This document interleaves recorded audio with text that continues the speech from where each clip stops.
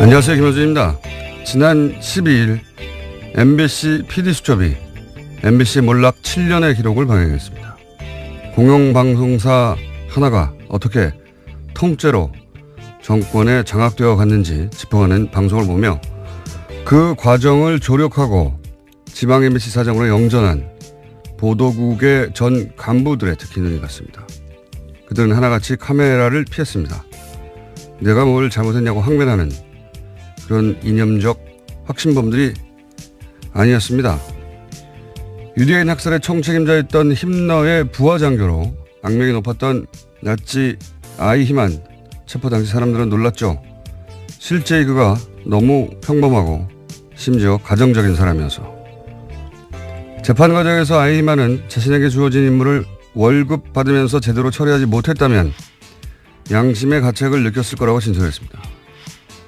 자신은 지시에 따랐고 임무를 충실히 수행했을 뿐이다 라는 거죠. 국정원의 주도하에 군사작전처럼 진행됐던 MBC 장악 과정에 기여했던 그들도 무슨 특별한 악당이 아니라 평범한 직장인, 생활인이었던 겁니다. 어느 날 주어진 영달의 기회를 마다하지 않았고 그 기회가 부여한 임무를 따랐을 뿐이었던 거죠. 사실 대부분의 친일파도 그랬을 겁니다.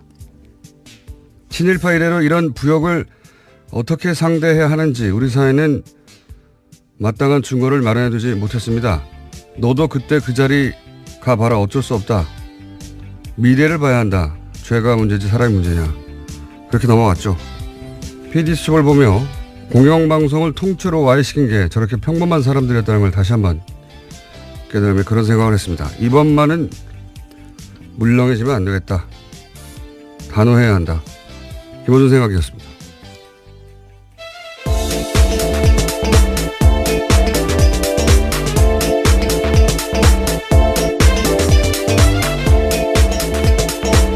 시사인의 김은지입니다. 이 지시를 따랐을 뿐이다. 요즘 아주 자주 등장해요. 네, 어제 우병우 전 수석도 그렇게 진술했다고 말씀드린 바가 있는데요. 이재만 안봉근 또 마찬가지죠. 네, 어제 재판이 시작됐습니다. 거기 나와서요. 또 박근혜 전 대통령에게 모든 책임을 떠밀었습니다. 판결문에도 등장해요.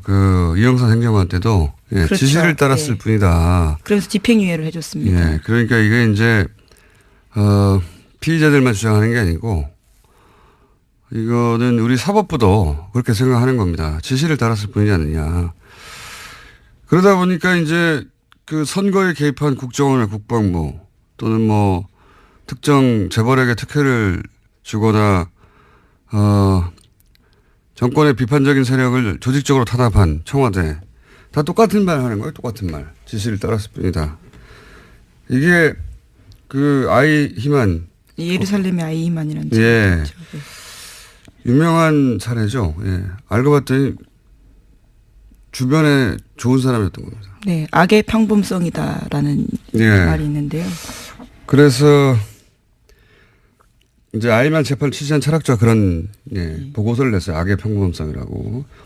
이 PD수 보면서도 똑같은 생각을 했어요. 이게 방송 장악에 이제 협조를 했고 그리고 출세를 했는데 거기 보면 PD 수첩을 하던 그 출신도 있어요. 그 사람들 중에는. 그 사람들이 뭐 예를 들어서 이전 정권 때 핍박을 받아서 그런 게 복수를 한 게 아니거든요. 이 사람 내가 당했다고. 그게 아니에요. 그냥 기회가 왔고 그리고 그 자리가 준 임무를 열심히 한 겁니다. 평범한 사람들이 그런 지시를 따른 결과가 이거거든요. 아이히만은 사임됐어요. 네, 한나 아렌트 굉장히 통찰이 돋보이는 지점인데요. 반복되어서는 안 될 역사죠. 이 변명을 기본적으로 우리는 받아주는데 그만 받을 때가 됐다. 그런 생각을. 지난주 PD수첩 한번 볼만합니다. 네. 네, 그런데 아직도 지역 MBC는 파업 중이라고 하고요. 또 KBS도 여전히 파업 중인 상황도 있습니다. 자, 하도 최근에 지시를 따랐을 뿐이다 하는 얘기가 많이 나와서 한번 짚어봤습니다. 자, 첫 번째 뉴스는 뭡니까? 네, 어제 SBS가 저녁에 보도한 내용인데요. 국군 기무사령부가 수사를 방해했다라는 의혹이 있습니다. 현재 군 기무사는 이명박 정부 시절 댓글부대를 운영했다라는 혐의로 수사를 받고 있는데요. 그런데 군 기무사가 자신들을 조사하는 국방부 조사 TF를 감청했다라고 합니다. 관련된 문건이 나온 건데요. 기무사 요원이 감청을 해서 압수수색 계획을 사전에 알고 상부에 보고했다라고 합니다. 이게 어려운 단어를 사용됐는데 한마디로 범인들이 형사를 도청한 겁니다. 예. 그렇죠. 범인들이 형사를 도청한 것이고, 예. 이게 이제 국정원 댓글부대, 그리고 사이버사령부 댓글부대만 지금 주목받고 있는데, 사이버사령부 댓글부대가 본격적으로 활동하기 전에는 기무사의 스파르트라고 하는 댓글부대가 있었다 이거거든요. 예. 그래서 이제 기무사 압수수색 하려고 했더니, 기무사에는 당연히 이런 감청 장비들이 있겠죠. 그거를 자기들을 조사하는 TF를 상대로 예, 활용해서 압수수색 정보를 사전에 확보했다고 하는 문건이 나온 겁니다. SBS에 제가 보기에는 제가 보기에는 굉장히 큰 특종인데 그러다 보니까 사이버 사령부 수사가 요즘 잘 안 되거든요. 예, 다 이유가 그렇죠. 있지 않겠냐, 있었다 뭐 이런. 그리고 이 자체 보고 때는 기무사 기무사 문제 없다. 예. 장관까지 속였다라는 건데요. 보고서에는 기무사가 이명박 정부 초기 사이버 대응을 한 건 맞지만 청와대의 북의 남남 갈등 조장 정황들이 있어서 이것을 보고하는 수준이었다라고 둘러댔다고 합니다. 그러니까 아직 청와대하고 장관 정도만 바뀐 게 맞아요. 계속해서 반복해서 나오지만. 그리고 대선 기간에는 댓글 활동이 없었다고 보고했거든요. 사이버사가. 예. 이게 대선 기간에 댓글 활동하라고 만들어진 곳이에요. 대선 기간에 가장 활발하게 활동했는데 정반대로 보고하는 거죠. 예. 네, 이런 문건들도 삭제했었는데요. 다 포렌식으로 복구가 돼서 겨우 알려진 사실입니다. 이거 어설프게 삭제했을까요? 예. 급했나 봅니다. 자, SBS 굉장히 중요한 단독이고 특종이라고 봅니다. 예, 물론 어제 군 기무사 관련된 입장들이 나왔는데요. 이석구 국군 기무사령관은 관련해서 의혹을 전면으로 부인했습니다. 지금까지 투명하게 협조하고 자료 제공하고 있다면서 왜 이런 보도가 나는지 황당하다라는 이야기를 하고 있습니다. 둘 중에 하나죠. 본인도 속았거나 부하들에게 아니면 알면서도 이러거나 둘 중에 하나니까 어쨌든 기무사령관한테 책임을 물어야죠. 이 보도는 후속 보도가 기다려집니다. 네. 자, 군이 이렇게 정치에 개입했는데 저는 사실 국정원, 기무사, 사이버사령부 이런 기관의 이 명백한 선거 개입은 구테타에 준하게 처벌해야 한다. 지시를 받았을 뿐이다. 이런 거 절대 봐주면 안 된다 봅니다. 그렇죠. 군이 정치에 개입한 사례니까요. 그렇게 한번 기준을 딱 마련해서 이 지시를 받았을 뿐이다 하는 게 안 통하는구나 하고 머리에 박혀야 이게 끊어지죠. 이렇게 들어갔다가 지시를 따랐을 뿐이라고 해서 집행유예로 나오고 누가 무서워합니까 그거를. 자, 아마 후속 보도가 나올 것 같고요. 다음 뉴스는요. 네, 어제 블랙리스트 항소심 결심 공판이 있었습니다. 박영수 특별검사팀은 김기춘 전 비서실장과 조윤선 전 장관에게 각각 징역 7년과 징역 6년을 형을 내려달라고 재판부에 요청. 그러니까 구형을 했는데요. 어제 김 전 실장은 최후 진술을 하면서 눈물을 보이기도 했습니다. 남은 소망은 늙은 아내와 식물인간으로 4년간 병석에 누워있는 아들의 손을 다시 한번 잡는 거다 라면서 선처해달라고 호소했는데요. 그러면서도 자신이 했던 행동에 대해서는 틀린 게 아니다라고 이야기했습니다. 종북 세력으로부터 나라를 지켰다. 그게 자신의 사명이었다. 뭐 이런 취지의 최후 진술을 했죠. 예, 그렇죠. 한치의 의심도 없고 애국심을 갖고 성실하게 직무 수행했다라고 주장하고 있습니다. 아직도요. 종북 세력으로부터 나라를 지키는 게 본인의 사명이었고 다만 이게 빠졌죠. 누가 종북인지 감별은 내 마음대로 한다. 예, 이 문장이 빠진 거죠. 그리고 사실 자연인 아버지로서 이제 아들 얘기를 하면 안타까운 일이긴 한데 거슬러 올라가서 김기춘 비서실장이 과거 정보기관과 함께 혹은 본인이 정보기관에 있을 시절 그렇죠. 시작됐던 가짜 이 간첩 사건 조작했던 사건들 그 사건으로 뭐 몇십 년 감옥에 간 인간도 망가지고 인생도 망가진 사람들이 얼마나 많았어요. 그리고 그 일로 고통받았던 가족들 그 사람들이 울부짖을 때 눈길 한번 줬나요? 예. 저는 이분이 자연인으로서 이런 얘기는 할 수 있는데, 예. 그 자연인의 한 사람이 아니라 이때 역할을 봐야 된다고 합니다. 역사에서 어떤 역할을 했는지. 네, 1심에서는 징역 3년을 선고받은 바가 있습니다. 이 선고 공판은 다음 해 그러니까 1월 23일에 열립니다. 자, 관련 재판들 계속해서 뭐 지시를 따랐을 뿐이라니 그런 얘기를 하는데 최순실 씨는 어떻게 되고 있어요? 네, 최순실 씨는요, 지금 현재 서울 동부구치소에 수감 중인데요. 계속해서 검찰 소환을 거부하고 있습니다. 특활비 상납과 관련해서 검찰이 나오라고 이야기하고 있는데 불응하고 있는 겁니다. 그러면서 윤석열 서울중앙지검장 핑계를 대고 있습니다. 자신의 과거에 강압 수사를 당했기 때문에 믿을 수 없어서 나올 수 없다라는 겁니다. 윤석열이 이끄는 검찰 조사는 못 받겠다 이런 거죠. 예. 그렇죠. 윤석열 팀이 잘한다는 얘기죠. 예. 자, 최순실 씨 주장 더 들을 필요는 없는 것 같고요. 그런 상태입니다. 자, 다음 뉴스는요. 네, 세월호 참사 당시에 KBS에 전화를 걸어서 보도 내용을 바꿔달라고 요구했던 이정현 전 홍보수석, 그러니까 현재는 의원인데요. 재판에 넘겨졌습니다. 청와대 등이 보도 개입을 했다라는 건데요. 검찰의 판단입니다. 과거 2014년 4월 21일에 KBS에 전화해서요. 적극적으로 좀 도와달라라는 이야기도 했고요. 아예 녹음도 바꿔달라라는 이야기도 했습니다. 이런 것들이 보도에 부당하게 개입됐다면서 지난해 세월호 특조위가 고발을 한 적이 있는데요. 이에 대해서 검찰이 재판에 넘긴 겁니다. 이런 기준을 아주 강하게 말을 해야 된다고 봅니다. 저는 잘한 거라고 보고요. 이 기소는. 그러니까 현 정부도 이렇게 아주 세기를 박아놓는 기소를 해야 이런 압력을 방송사에 못 넣을 것이고, 그리고 다음 정부도 마찬가지고, 홍보수석이 방송사나 혹은 기자들한테 자기 임무상 전화할 수는 있어요. 근데 뭘 빼달라, 뭘 넣어라, 뭘 교체해라, 이건 명백히 간섭하는 건데, 이런 정도가 되면, 이런 전화가 되면 받는 당사자도 이 사람 보낼 수 있다 내가. 당시 과거에 이정현 사례도 있지 않느냐. 아주 크게 처벌해야 된다는 겁니다. 예. 이렇게 한번 기준을 마련해야 되거든요. 이번에. 자, 다음 뉴스는요. 네, 이명박 박근혜 정권에 걸쳐 6년 넘게 국가보훈처장 맡았던 박승춘 전 처장도 검찰 수사 받게 됐습니다. 불법적으로 정치에 개입하고 친정부 관변단체들의 비리를 눈감아줬다라는 사실이요. 보훈처 감사에서 확인됐습니다. 마찬가지라고 봅니다. 자, 다음 뉴스는요. 네, 어제 뉴스타파 보도 전해드린 바가 있는데요. 다시 연장해서 말씀을 좀 드리면요. 어제 구속 집행정지로 나왔다라는 사실에 대해서 관련된 근거들을 좀 말씀드리겠습니다. 뉴스타파 보도에 따르면 구치소장의 구속 집행정지 건의는 매우 이례적이다라는 거고요. 또 호흡곤란의 원인이 과식과 수면제다라고 보도하고 있습니다. 과식과 수면제. 네, 그리고 서울대병원 신경정신과 의사가 김 회장은 알츠하이머성 치매다라는 주장을 해서 풀려나오게 됐다라는 식의 보도를 하고 있습니다.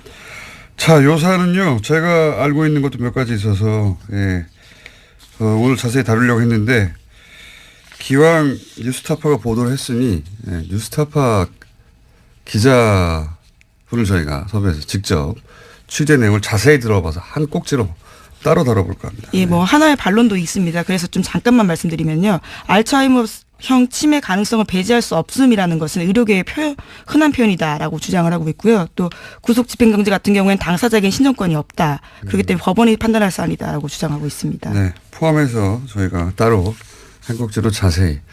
그냥 제가 몇 마디 하고 말라고 그랬는데 어제 다룬다고 했더니 또 하나에서 해명 자료가 와서 그렇다면 아주 자세히 다뤄야겠다. 자, 다음에 다루기로 하고요. 자, 다음 뉴스는요. 네, 국민의당 안철수 바른정당 유승민 대표가 최근에 비공개로 만나서 통합에 대해서 구체적인 논의를 했다라고 오늘 아침 조선일보가 보도했습니다. 안 대표는 통합 반대파 반발을 감안해서 통합선언 후에는 이선 후퇴하는 방안도 검토하고 있다라는 건데요. 한 관계자의 멘트에 따르면 안 대표와 유 대표는 모두 다른 선택지가 없기 때문에 통합에 대한 생각이 아주 강하고 이르면 이번 주에 통합선언이 있을 거다라는 이야기가 있습니다. 이런 건 이제 사건 중심으로 워낙 계속해서 여러 가지 사건은 누가 무슨 말을 했다 보도되기 때문에 사건 중심으로 봐서는 이제 전체 그림이 안 보이고, 왜 이러는 걸까 전체 그림의 관점에서 보자면 그러니까 안철수 대표 중심이나 또는 유승민 대표 중심으로 봐서는 안 되는 상황이라고 보는 게, 이건 보수 재편 정권을 다시 가져오기 위한 보수 재편이라는 큰 그림 하에서 봐야지 제가 보기에는 이해가 되는 사안이고, 안철수 대표는 이제 그 보수 재편이라고 하는 큰 구도의 퍼즐 조각 중 하나인 거죠. 예. 유승민, 안철수 양 대표 모두 그 보수 재편의 이후에 자신이 주인공이 될 수 있다라고 하는 가능성 때문에 각자 적극적인 거죠. 예. 지금 당장 뭐 몇 석이 이쪽으로 간다. 또는 단순한 산수로도 지금 있는 그대로 유지되지 않을 거라는 건 양쪽 모두 알거든요. 근데 그것도 상관없는 거죠. 그 숫자 노름이 아니라 보수 재편이라고 하는 큰 그림을 봐야 되는 것이고 이 지점에서 안철수 대표는 사실은 진보 진영에서 자신의 기반이 너무 취약하다 하고 보수를 선택한 것으로 사실 복잡할 거 없는 계산이에요. 예, 국민의당은 오늘 오후 2시에 의원총회 열고 다시 한번 통합 논의를 한다고 합니다. 보수 재편이라는 큰 그림을 얘기하니까 다시 또 생각나는 게 연결해서 어제 이제 그 중국의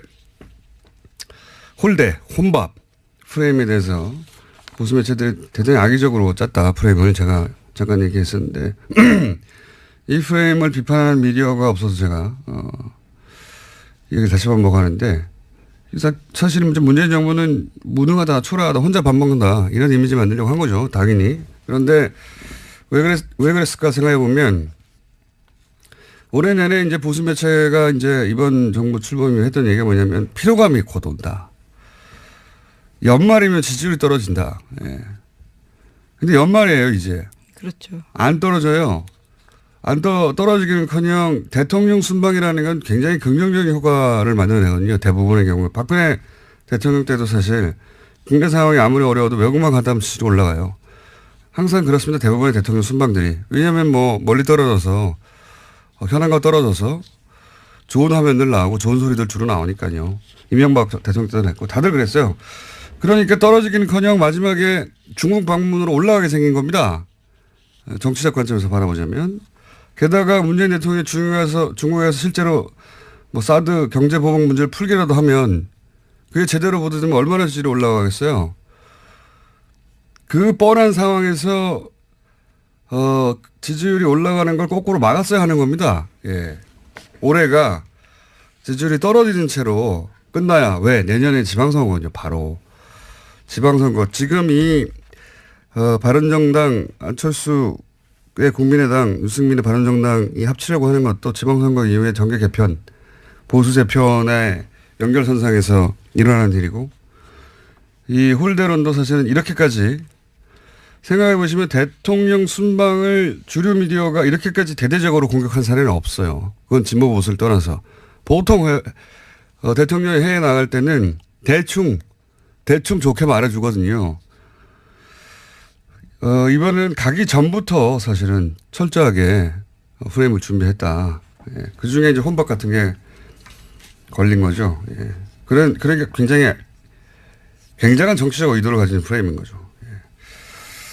자, 여기까지 하고요. 오늘은 2부가 게스트가 두 분이 있기 때문에 제목 하나 정도 읊고, 제목 하나 정도 안 읊으면 아쉽잖아요. 네, 가상화폐 거래소 유빗이라는 곳이 있는데 여기가 해킹을 당해서 파산당할 위기라고 합니다. 아, 비트코인이요? 예. 비트코인 관련도 내일 한 번 더 다루고 전문가도 따라 한번 보시는 것으로. 비트코인에 대해서 할 말이 많아요, 저도. 자, 한미연합훈련 때 한미연합훈련을 평창올림픽 뒤로 미루자. 예, 어제 문재인 대통령이 미국에 제안했다라고 밝혔습니다.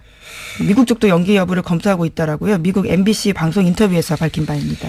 이게 성공하면 또 한 번 이제 소위 미들 파워로 전환하고 있다. 한국이 강대국 사이에서 이런 최근에 외신 보도가 있었거든요. 그러니까 강대국들 사이에서 중간자적 역할, 중간자적 외교의 가능성을 엿본다. 뭐 이런 외신의 보도가 있었어요. 우리나라에서 보도가 안 됐지만. 그러면서 미들 파워라고 불렀는데 성공한다면 미들 파워로 다시 입지를 자랑할 수 있게 되겠죠. 예. 자, 여기까지 하겠습니다. 시사인의 김은지였습니다. 감사합니다. 문재인 대통령의 중국 방문, 홀대론 기사 여전히 나오고 있죠. 어제 그래서 저희가 중국 동아대 우수근 교수님을 모시고 잠깐 이야기 들어봤었습니다. 너무 시간이 짧아서 오늘 한 번 더 모셨어요.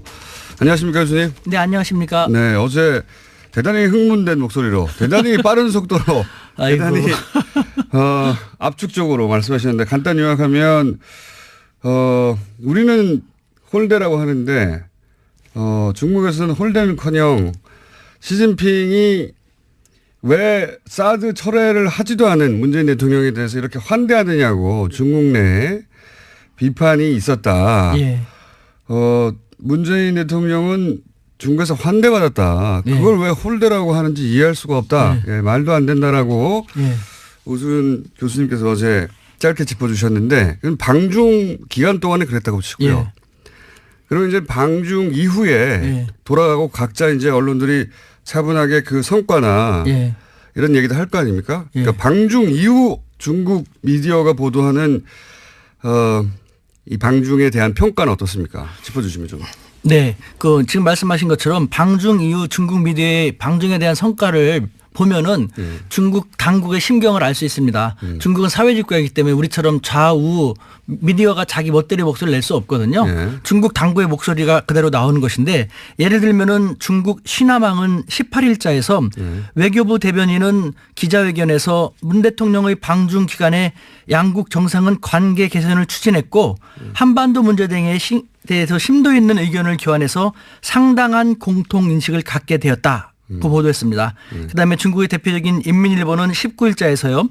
문 대통령의 수교 25주년 국빈 방문은 양국이 25년간의 우호적 발전 성과와 양국 관계를 중시함을 의미한다. 한중 관계가 계속 발전해 나가기 위해서는 수교 당시의 초심을 잃지 않았으면 좋겠다라고 보도했습니다. 뿐만 아니라 중국의 문해보라고가 있는데 문해보는 보도했고 그다음에 북경 청년보 북경에 있는 16일자 보도에서 문재인 대통령의 방중은 사드로 빚어졌던 한중 관계가 한 단계 더 새롭게 되는 계기가 되었다라고 대부분 긍정적으로 보도하고 있습니다. 네. 혹시 이제 중국 언론도 당연히 우리도 중국 언론을 인용해서 보도하듯이 중국 언론도 우리 언론의 반응을 인용해서 보도하는 건 없습니까? 있습니다. 그중에 하나만 소개해 드린다면요. 오늘 이렇게 차분하십니까? 조금 이따 하려고 지금은. 이거는 조금 이따가. 이거는 보도를 인용하는 거니까요. 워밍업입니다. 워밍업. 예. 중국의 봉황망은요. 19일자 보도에서 우리 언론을 인용하는 가운데 문 대통령은 최근 한중 정상회담을 마치면서 그동안의 외교 공백을 잘 정리해왔다 하면서 한중 관계를 긍정적으로 평가했습니다. 뿐만 아니라 해방일보는요. 문 대통령의 방중 관련돼서 한국의 언론 매체는 비판적 보도를 했다. 각계각층, 한국의 각계각층에서 방중 성과에 박수를 보낼 때 한국의 보수 언론들은 문 대통령의 방중을 폄하했고 지금도 그 논조는 지속되고 있는 것이다. 라는 안타까운 보도를 하였습니다. 네. 우리 언론들 다 보고 있군요. 예.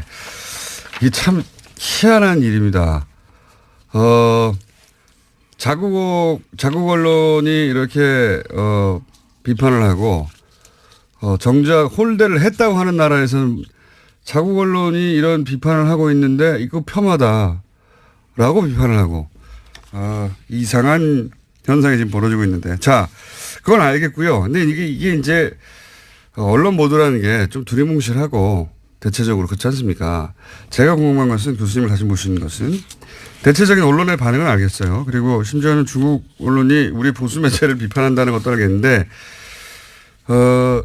교수님이 이제 어제 말씀하셨듯이 어제 이제 시진핑의 측근 그룹 혹은 고위직과 동문이라고 하지 않습니까? 확실하죠? 맞습니다. 호적 조사하면 다 나옵니다. 그분들이 하는 이야기들이 있을 거 아닙니까? 예. 그러니까 제가 궁금한 건 언론에 나오지 않은 그런 이제 권력에 가까이 있는 사람들의 해석 혹은 뭐 자기들끼리 하는 말들 혹은 교수님과 사석에서 니네 어떻게든 당연히 한국 대통령이 왔다 갔으니까 그런 얘기 하실 거 아닙니까? 그런 얘기가 궁금해요. 그분들은 어떤 반응이 있느냐. 예를 들면은 중국 공산당 당의회 국가지 않습니까? 그 핵심 간부가 있어요. 당에서도 어떤 부서냐가 중요한데 말하기 쉽지 않은 그런 부서에 근무하는 저랑 벌써 14년 동안 쭉 하고 있으니까요. 그 사람 같은 경우는 다시 그런 말 했죠. 이제 한국은 다시 중국의 최후의 보루가 되었다. 아주 의미심장한 말이죠. 최후의 보루가 되었다. 최후의 보루라는 말은 아시죠? 근데 그 단어를 합니다.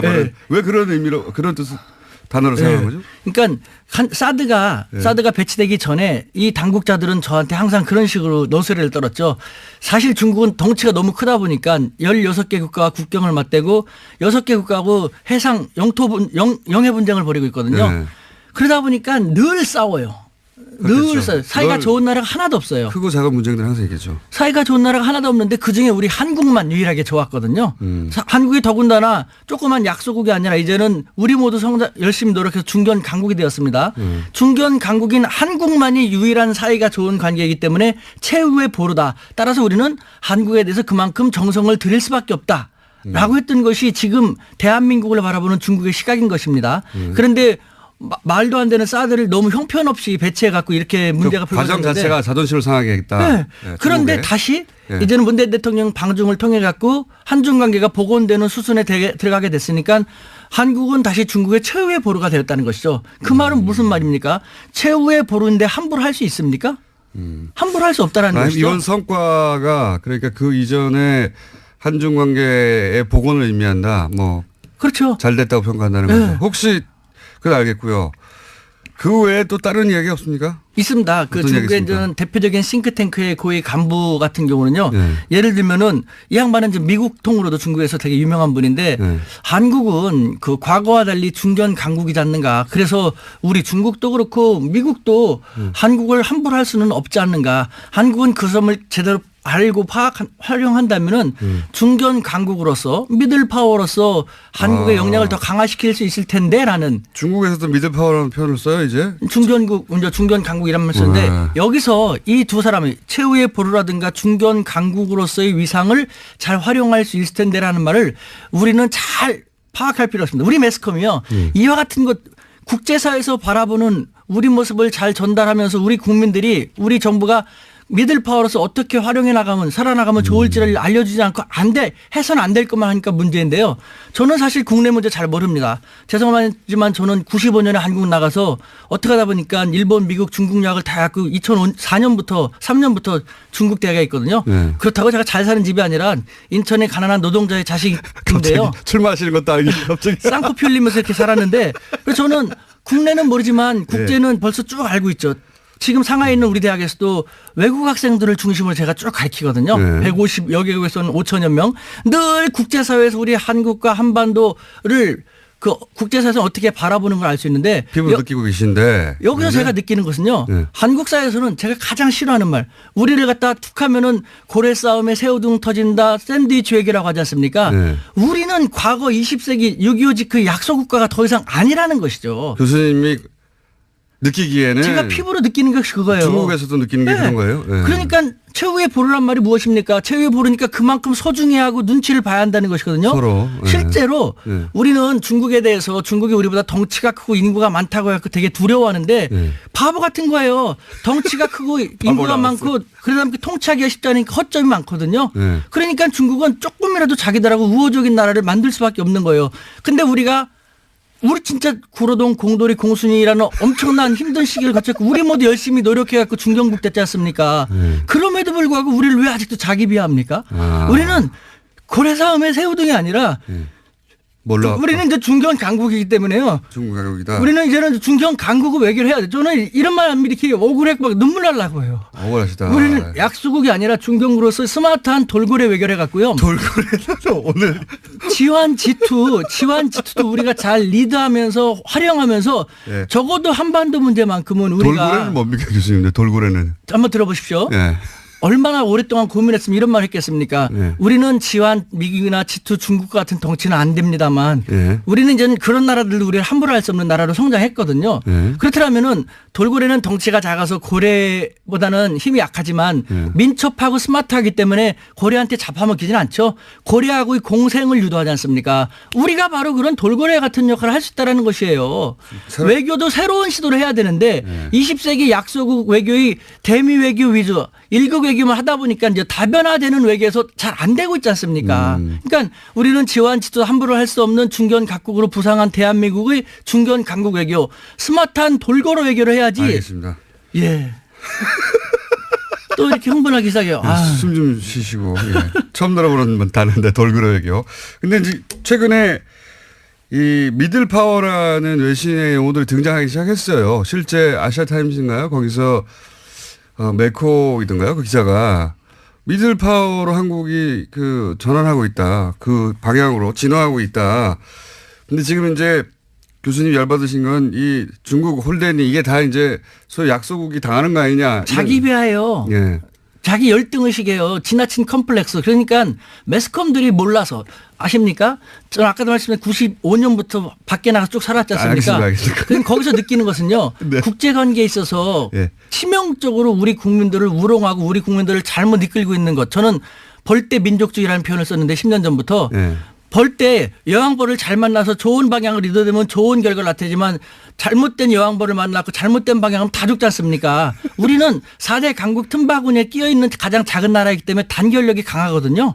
근데 이 단결력이 강한 우리 한민족을 잘못된 지도자라든가 이상한 매스컴들이 잘못 이끌고 나가면 우리가 다 힘들어지게 되는 거예요. 이게 바로 마찬가지지 않습니까? 최근에 이 중국의 그 그러니까 방중 외교가 홀대를 당하고 있다. 문재인 대통령이 홀대를 당하고 있다고 하는 것도 그 관점에서 사실이 아닌데 또 이런 식으로 반응하는구나 하고 화가 나셔서 지금 흥분하신 거죠? 매스컴이 가장 문제예요.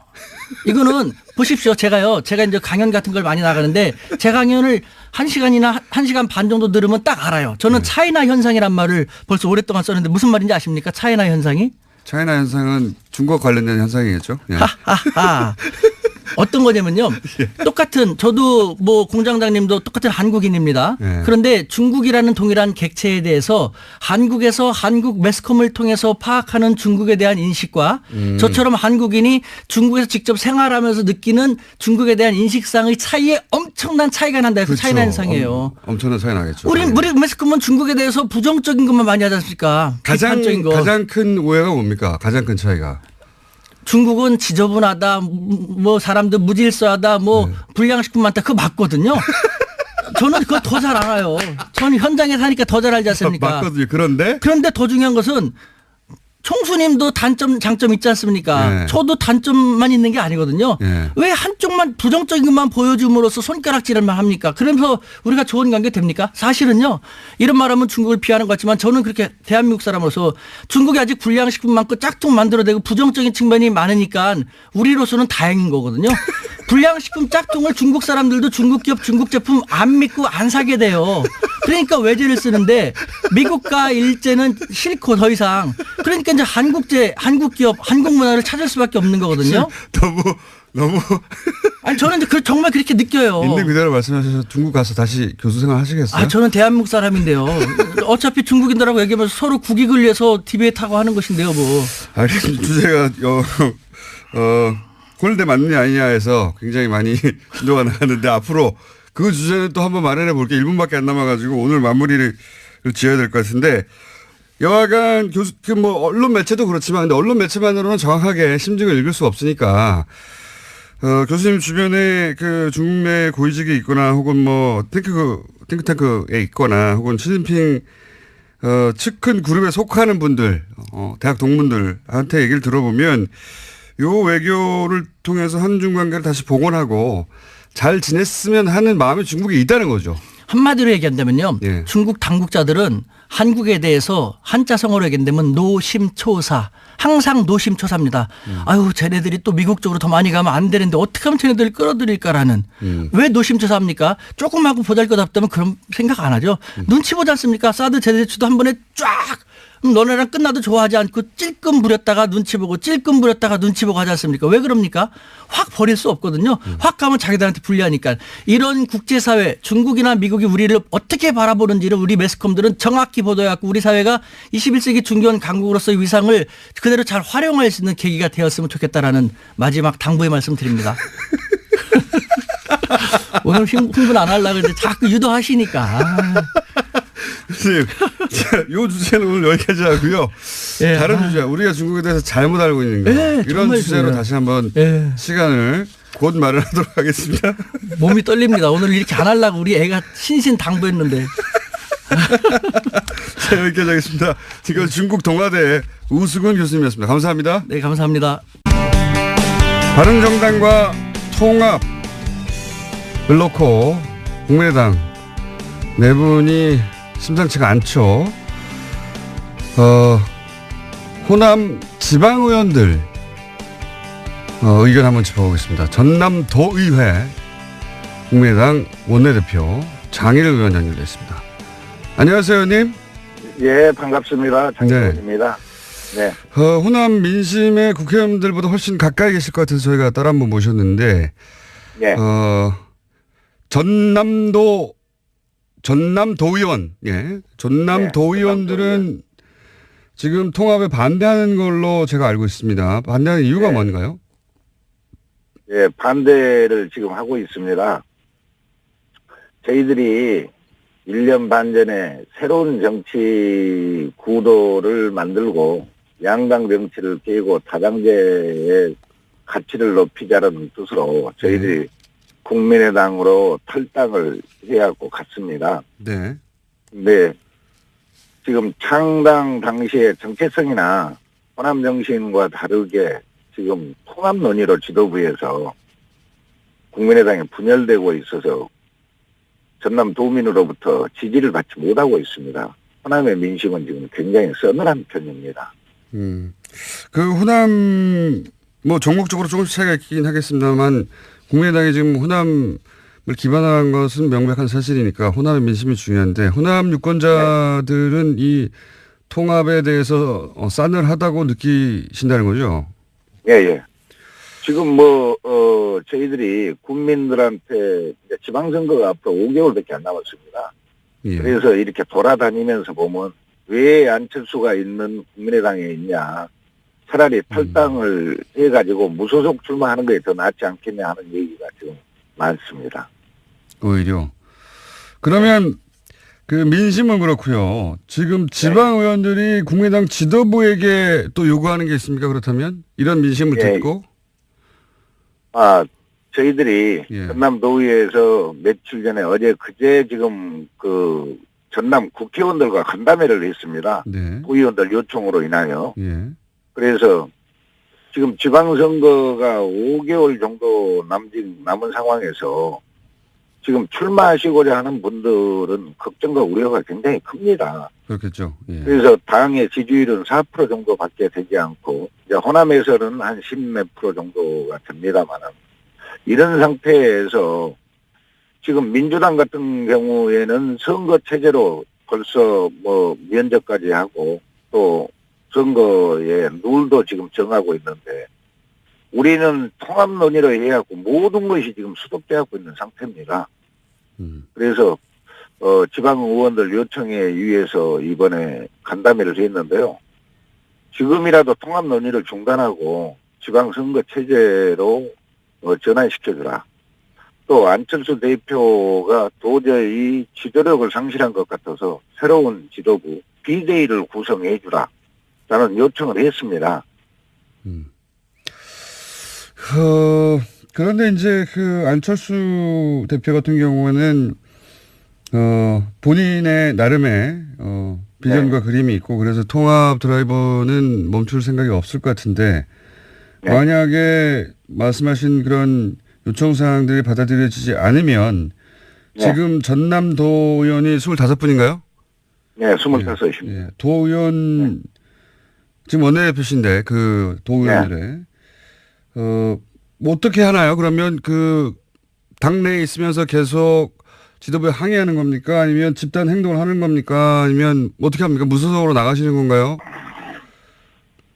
지금 저희들이 이번에 국회의원들과 간담회 때 국회의원님들은 설까지 기다려 달라고 저희들한테 요청을 했습니다. 예. 그런데 저희들이 또 의원들이 간담회를 통해서 이달 말까지 지도부에서 통합 논의를 중단하지 않으면 저희들 나름대로 탈당을 감행하겠다라는 뜻을 지금 피력을 했습니다. 12월 말까지 통합을 중단하지 않으면 탈당을 하겠다. 네. 25번 모두요? 예, 그렇습니다.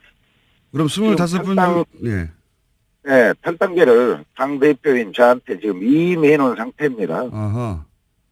그 전남도의 25분의 도의원들은 원내대표이신 장인호 의원에게 탈당계를 이미 작성해서 이름해 둔 상태다. 예. 그래서 그 기한을 올해 말 12월 말까지 며칠 안 남았습니다. 이제 12월 말까지로 두고 그때까지 통합을 멈추지 않으면 탈당. 그러면 의원님이 결단하면 25명이 같이 탈당하는 거네요? 예. 물론 한둘이 정도는 뭐 빠져날 수는 있겠습니다만은 예. 다 한다고 지금 그렇게 저희들이 요청을 했습니다. 12월 말까지 통합 드라이브를 멈추지 않는 정도가 아니라 12월 말 이전에 예를 들어서 크리스마스 정도에 아예 뭐 그런 얘기도 보도가 있으니까요. 크리스마스 정도에 예, 그렇습니다. 통합 선언을 해버리면 어떻게 됩니까? 그러면 그 즉시 탈당하는 겁니까? 이제 저희들이 다시 간담회를 통해서 지금은 탈당하는 걸로 네. 지금은 저희들이 준비를 하고 있습니다. 예. 또 이제 저희들만 준비하는 것이 아니라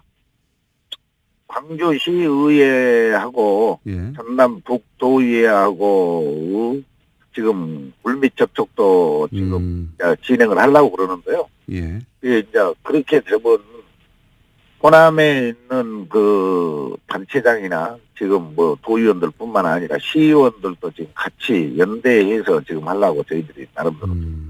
그러니까 광주시의원 그리고 네. 전북도의원 지금은 이제 전남도의원 25분이 중지를 모은 것이고. 예, 저희들 그렇습니다. 네. 전북과 광주시의원 혹은 도의원들과도 만약에 그렇게 통합을 갑자기 선언해 버린다면 연대 행동에 네, 같이 연대할 수 있다라는 얘기죠. 혹시 광주시의원이나 전북 도의원들은 대략 어떤 뜻인지는 아십니까? 뭐 그분들하고 이제 저희들만 예. 전남도의원들만 계속 저희들이 간담회를 통해서 지금 많은 논의를 해왔지. 그쪽하고는 지금 또 그쪽 나름대로 하는가는 모르겠습니다만은 아직 결론은 안 하고 있습니다. 그렇군요. 그쪽 사정은 어떤지 정확하게는 알 수 없는데 전남도는 이미 중지를 모았고 다른 전북과 광주도 만약에 그런 선언이 나온다면 같이 행동하겠다 이런 말씀이신 것 같고. 예, 그렇습니다. 안철수 대표가 왜 이런 통합 드라이브를 한다고 이 도의원들은 분석합니까? 어떻게 받아들이고 있습니까? 이제 물론 저희들이 생각할 때도 그렇기는 합니다. 바른정당과 통합을 해가지고 의원 학들을 통해서 예. 새로운 동력을 얻자라는 뜻 아니겠습니까? 그런 의도겠죠. 당의 지지도가 너무 떨어져 갖고 있으니까. 네. 그런 부분은 저희들도 이해를 못하는 것은 아닙니다. 네. 그런데 한번 생각해 보십시오. 얼마 전에 우리가 대선을 치를 때 대선 때 통합정당, 바른정당과 통합 논의가 있었습니다. 그랬죠. 예, 그런데 왜 안 했습니다. 지방선거를 놔두고 갑자기 예. 이제 지방선거가 끝난 다음에 충분히 시간적인 여유가 있음에도 불구하고 지방선거 5개월 앞두고 지금 갑자기 통합 드라이브를 예. 지금 가고 있거든요. 예.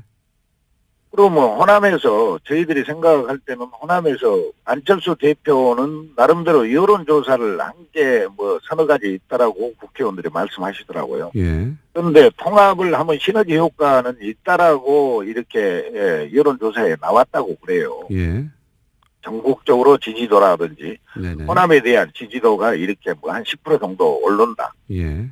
그렇게 얘기하는데 민심은 그렇지는 않습니다. 바른정당이 어차피 적폐 대상인 사람이었고 또 우리 바른정당의 유승민 대표는 김대중 대통령의 햇볕 정책을 개성을 못하겠다라는 뜻으로 전번에 또 한번 발언한 적이 있거든요.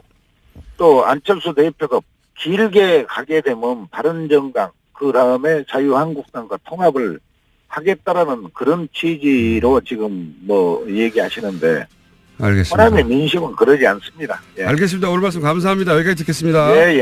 예. 지금까지 전남도의회 국민의당 원내대표 장혜대 의원이었습니다. 설명이 필요 없는 노르가즘 정의당 노회찬 원내대표 나오셨습니다. 안녕하십니까? 안녕하십니까? 예. 한 주간에 벌어진 일들을 저희가 쫙 논평해가는 시간인데 아무래도 이제 방중 워낙 말이 많았어요. 홀대론, 혼밥론 뭐 등등등. 할 말 많으시죠? 근데 그 뭐 홀대론인가요? 예. 뭐 대접을 초라하게 받았다는 건데 그렇죠. 아마 또 대접을 화려하게 받았으면은 예. 초라하게 받았다고 생각하지 않지만 예. 화려하게 받았으면 또 외화 내빈이다. 결론을 딱 정해놓고 예. 겉만 번지르르. 그렇죠. 예. 뭐 당했다. 뭐 그렇죠. 근데 실제 중요한 것은 그 한중 관계의 어떤 변화를 모색하고 또 실현해 냈는가 이제 이런 어떤 실속을 따져야 되는데 이제 그런 걸로 봐서는 굉장히 6개월 전하고 비교해 보면은 6개월 전만 하더라도 한중 관계가 걱정스러운 관계였잖아요. 그렇죠. 예. 파탄 직전에 이 관계를 어찌 보면 극적으로 이제 지난 가을부터 회복시키고 예. 그걸 확인하는 그런 이제 방중이었기 때문에 굉장히 이제 반환점을 돌았다, 분기점을 넘었다는 점에서 의미가 크다고 저는 생각합니다. 그런데 왜 그러면 국내 이제 주로 이제 보수 매체 중심으로 처음에 제기가 됐고 이게 이제 이런 이야기가 워낙 많이 나오다 보니까 다른 미디어들도 뭐 홀대론 논란 이런 식으로 계속해서 확대 재생산이 됐는데 왜 이런 홀대론을 들고 나왔을까요? 국내 언론 특히 보수 언론들이.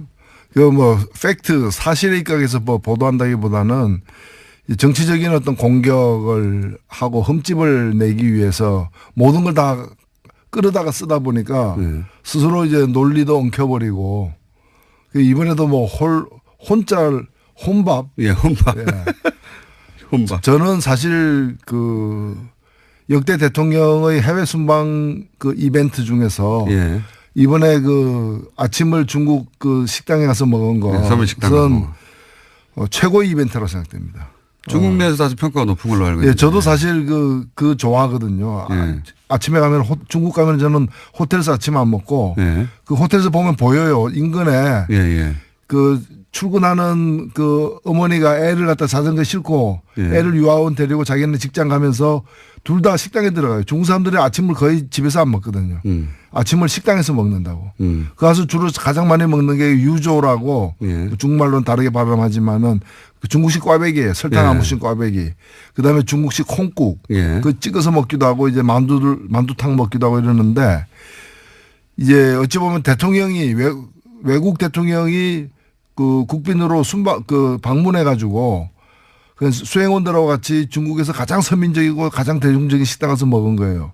시진핑이 우리나라 방문해 가지고 예. 그냥 호텔에서 주는 화려한 한정식 안 먹고 그냥 저기 종로 가가지고 청진동에서 해장국을 갖다 수행원들은 먹었다. 그러면 그 노력, 그 자세, 그 열의에 대해서 감복할 거 아니에요. 국내 언론이 뭐 칭송이 자자했겠죠. 그러니까 이 이벤트는 중국 인민들, 중국 국민들을 향한 이벤트지 한국의 일부 언론을 향한 이벤트는 물론 아니었죠. 예. 그러니까 중국 국민들 눈에는 굉장히 신선하게 바라봐 보이는 거고 막 단행한 뒤에 제가 또 다른 뉴스를 보니까 뭐 문재인 세트라 그래가지고 예. 중국 사람답게 또 이런 거 이제 세트로 해가지고 이제 상수를 이용하기도 하는 모양이던데 그만큼 반향이 있었다는 얘기 아니겠어요? 그거를 우리 보수 매체가 몰랐다기보다는 예. 그게 혹시 긍정적으로 국내에 보도될까 봐 미리 혼밥이라고 하는 굉장히 기가 막힌 프레임을 짜서 열심히 TV조선이었던가요? 뭐 7기 중에 5기가 혼밥이었다 뭐 이런 식으로 보도했어요. 네, 점잖게 얘기하면은 이제 부처 눈에 부처만 보이는 거죠. 그러니까 실제로 일본에 보면은 이 외톨이가 돼가지고 예. 밥도 혼자 먹고 그런 이미지죠. 혼자 밥 먹는 걸 갖다가 사람들이 쳐다볼까봐 두려워가지고 화장실에 가서 혼자 밥 먹는 경우도 있어요. 우리나라 대통령 중에도 그런 분이 있었잖아요. 프랑스 가가지고 외국 갈 때마다 전자레인지를 갖다가 호텔방에 갖다 놓고 혼자 데펴가지고 뭘 데폈는지는 잘 모르겠지만 한국에서 가져간 거 데펴다가 혼자 먹는 그게 일본으로 치면은 그 혼자 화장실 가서 밥 먹는 아이와 같은 상태라고 보는 거죠. 그런 걸 혼밥이라고 불러야지.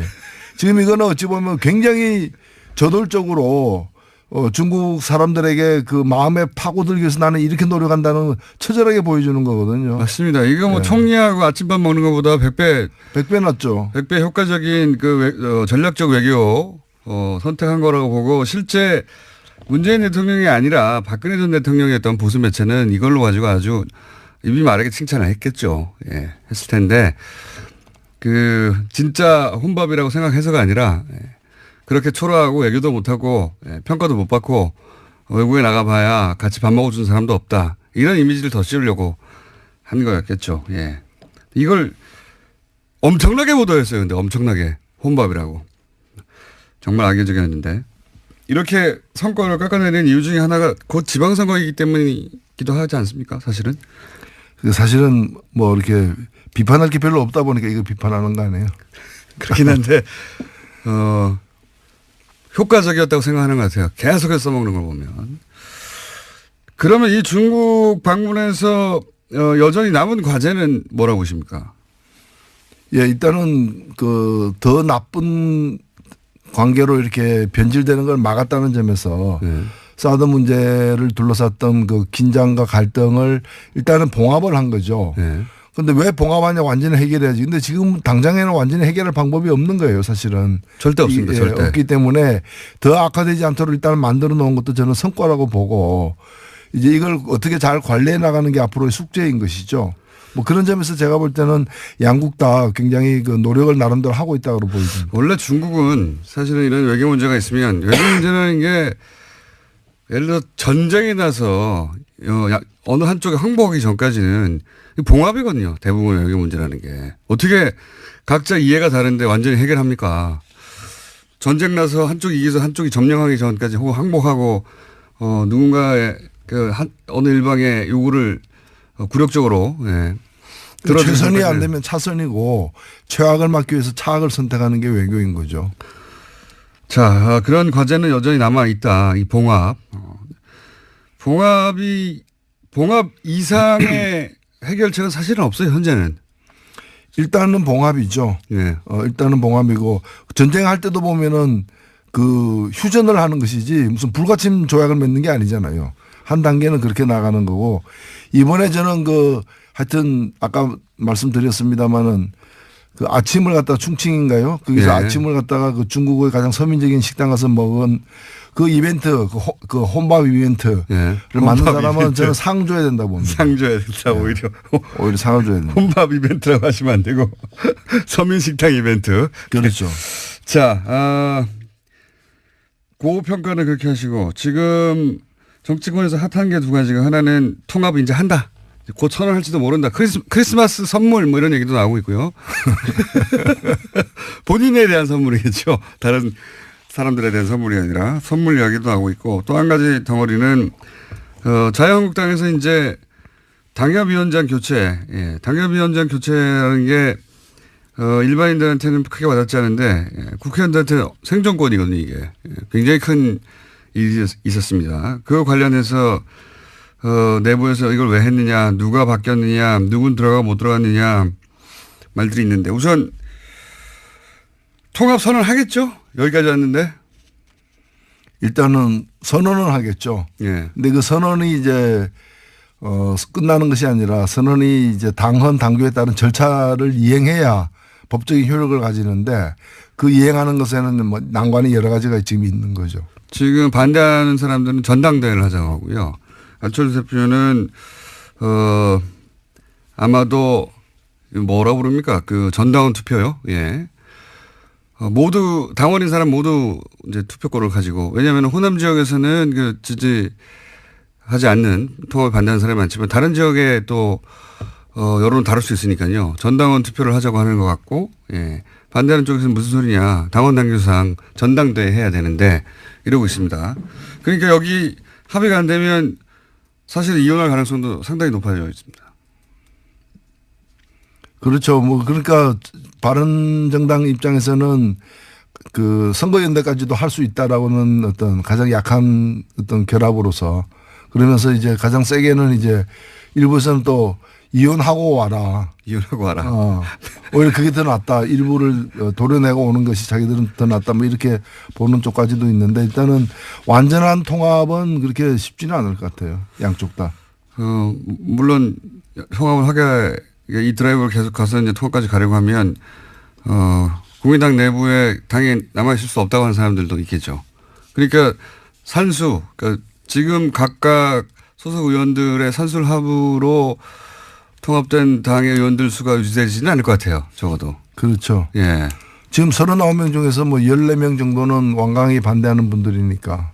최소한 뭐 10명 정도 나가버리면 들어오는 것보다 많아지니까 숫자가 더 줄어들거든요. 숫자가 줄어들음에도 불구하고 이제 하려는 이유가 숫자가 중요하지 않다 지금은. 그렇죠. 예. 예. 그 보수 재편의 그림 속에서 진행되는 게 아닌가. 예. 결국 중도 보수로 규합해가지고 범보수로 확장하는 예. 그걸 갖다가 이제 대권 전략으로 이제 보는 거죠. 안철수 대표는 그러니까 진보 진영의 유권자들이 그쪽에서 지지 기반이 본인이 약하다고 판단한 것 같아요. 그래서 떠나는 겁니다. 지금 사실은. 본인의 정체성을 새롭게 발견한 거죠. 알고 보니 보수였다. 뭐 이래가지고. 예. 자기가 하려고 했던 새 정치는 새 보수 정치였다. 지금. 대면이에요. 예. 대면. 자, 방랑 정치죠. 방랑 정치. 자유한국당 사정은 어떻다고 보십니까? 지금 홍준표 대표가 사실은 친홍 체제를 차근차근 구축해가면서 친박들은 이렇게 계속 쳐내고 있어요. 예. 예. 거기에 친박을 제압해 가는 데는 어느 정도 성공했습니다. 실제. 그렇죠. 근데 사실 친박 자체가 예. 말이 친박이고 그 뭐 부자망에도 3년 간다 그러는데 그래서 당분간 갈 걸로도 이제 보였지만은 실은 이미 그 수장이 예. 지금 뭐 서울구치소에 있는 것이고 나머지들도 거의 뭐 지금 체포동의안이 뭐 이렇게 제기되거나 또는 네. 뭐 이제 조사를 받아야 될 처지에 놓이거나 다 이런 처지지 않습니까? 사실상 괴멸했다고 봐야죠. 교연했다. 네. 그러면 남아있는 양측은 홍준표 대표하고 김무성 전 대표 이 정도 되는 거 아닙니까? 지금 그렇죠. 예. 그게 이제 신주류 세력이라 봐야죠. 근데 홍준표 대표하고 김무성 전 대표가 그렇다고 친박 몰아내고 당권을 장악하는 데까지는 갔지만 둘이 그냥 잘 지내기만 하려지는 않을 거 아닙니까? 예, 거기는 이제 다음 시즌이죠. 다음 시즌에서 싸울 상대죠. 이번 시즌에는 힘을 합해야 되는 거고 예. 다음 시즌에서는 서로 싸워야 되는 그런 운명적 관계죠. 유여해 최고위원이 이 당협위원장에서 탈락한 거는 어떻게 보십니까? 예, 그건 뭐 아마 이제 그런 게 일종의 뭐 파퓰리즘이죠. 제물로 바친 거죠. 예. 제물로. 그 뭐 로마 그 원형 경기장 같은 데서 이제 관중들이 다 이렇게 손가락을 땅 쪽으로 향하는 그런 상황에서 이제 제물을 던져준 거죠. 자, 유해 최고위원은 재물이라고 지금 표현됐는데 저희가 한번 연결해 볼게요. 나중에 재물이라고 표현됐는데 어떻게 생각하시냐고. 홍준표 대표 본인도 대법원의 최종 판단이 내일 모레네요. 예, 모레 나오는데. 네, 뭐 이번 주에 주요 재판들이 이렇게 대법원에 여러 개가 사실 있는데 그 중에 하나하고 아마 이거는 아무도 예측하기 힘든 지금 그런 상황이 그러니까요. 같습니다. 파기환송되면 안철수 대표에게 좋은 겁니다. 유승민 대표하고. 그렇죠? 네. 예.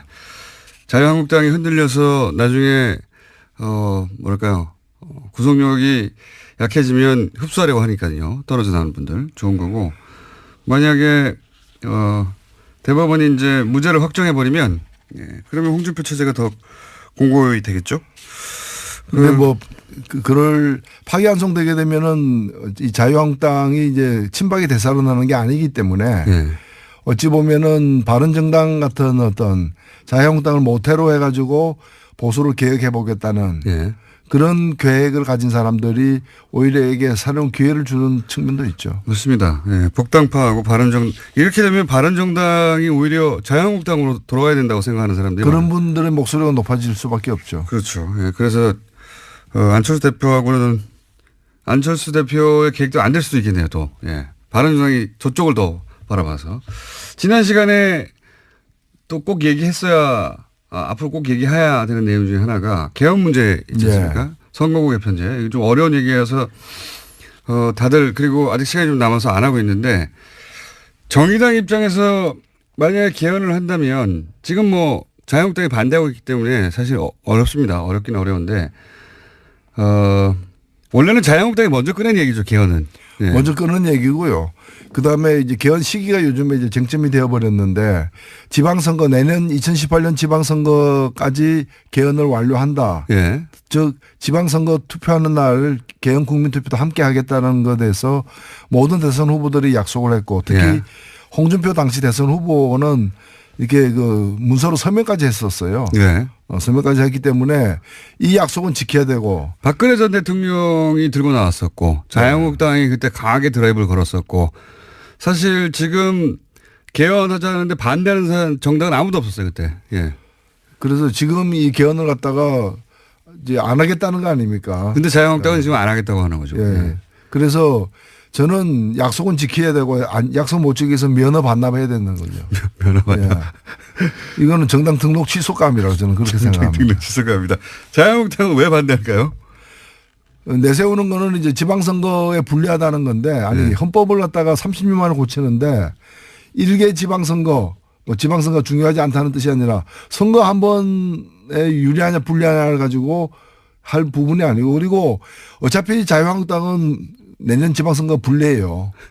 개헌 안 한 데서 유리해지는 것도 아니고 어차피 불리한데 더 불리할 것도 저는 없다고 보고 그래서 일단은 전국의 주도권을 갖다가 이제 그 뭐 정부 여당이 쥐게 될 거 우려한다는 건데 네. 그것도 저는 뭐 그것 때문에 개헌을 반대한다는 것 자체가 이유가 되지 않는다고 봅니다. 근데 자유한국당이 반대하면 어쨌든 개헌안이 통과될 수가 없지 않습니까? 지금 의석수상.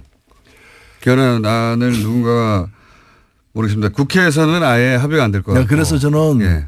그 점을 갖다가 자유한국당을 최대한 압박해야 된다.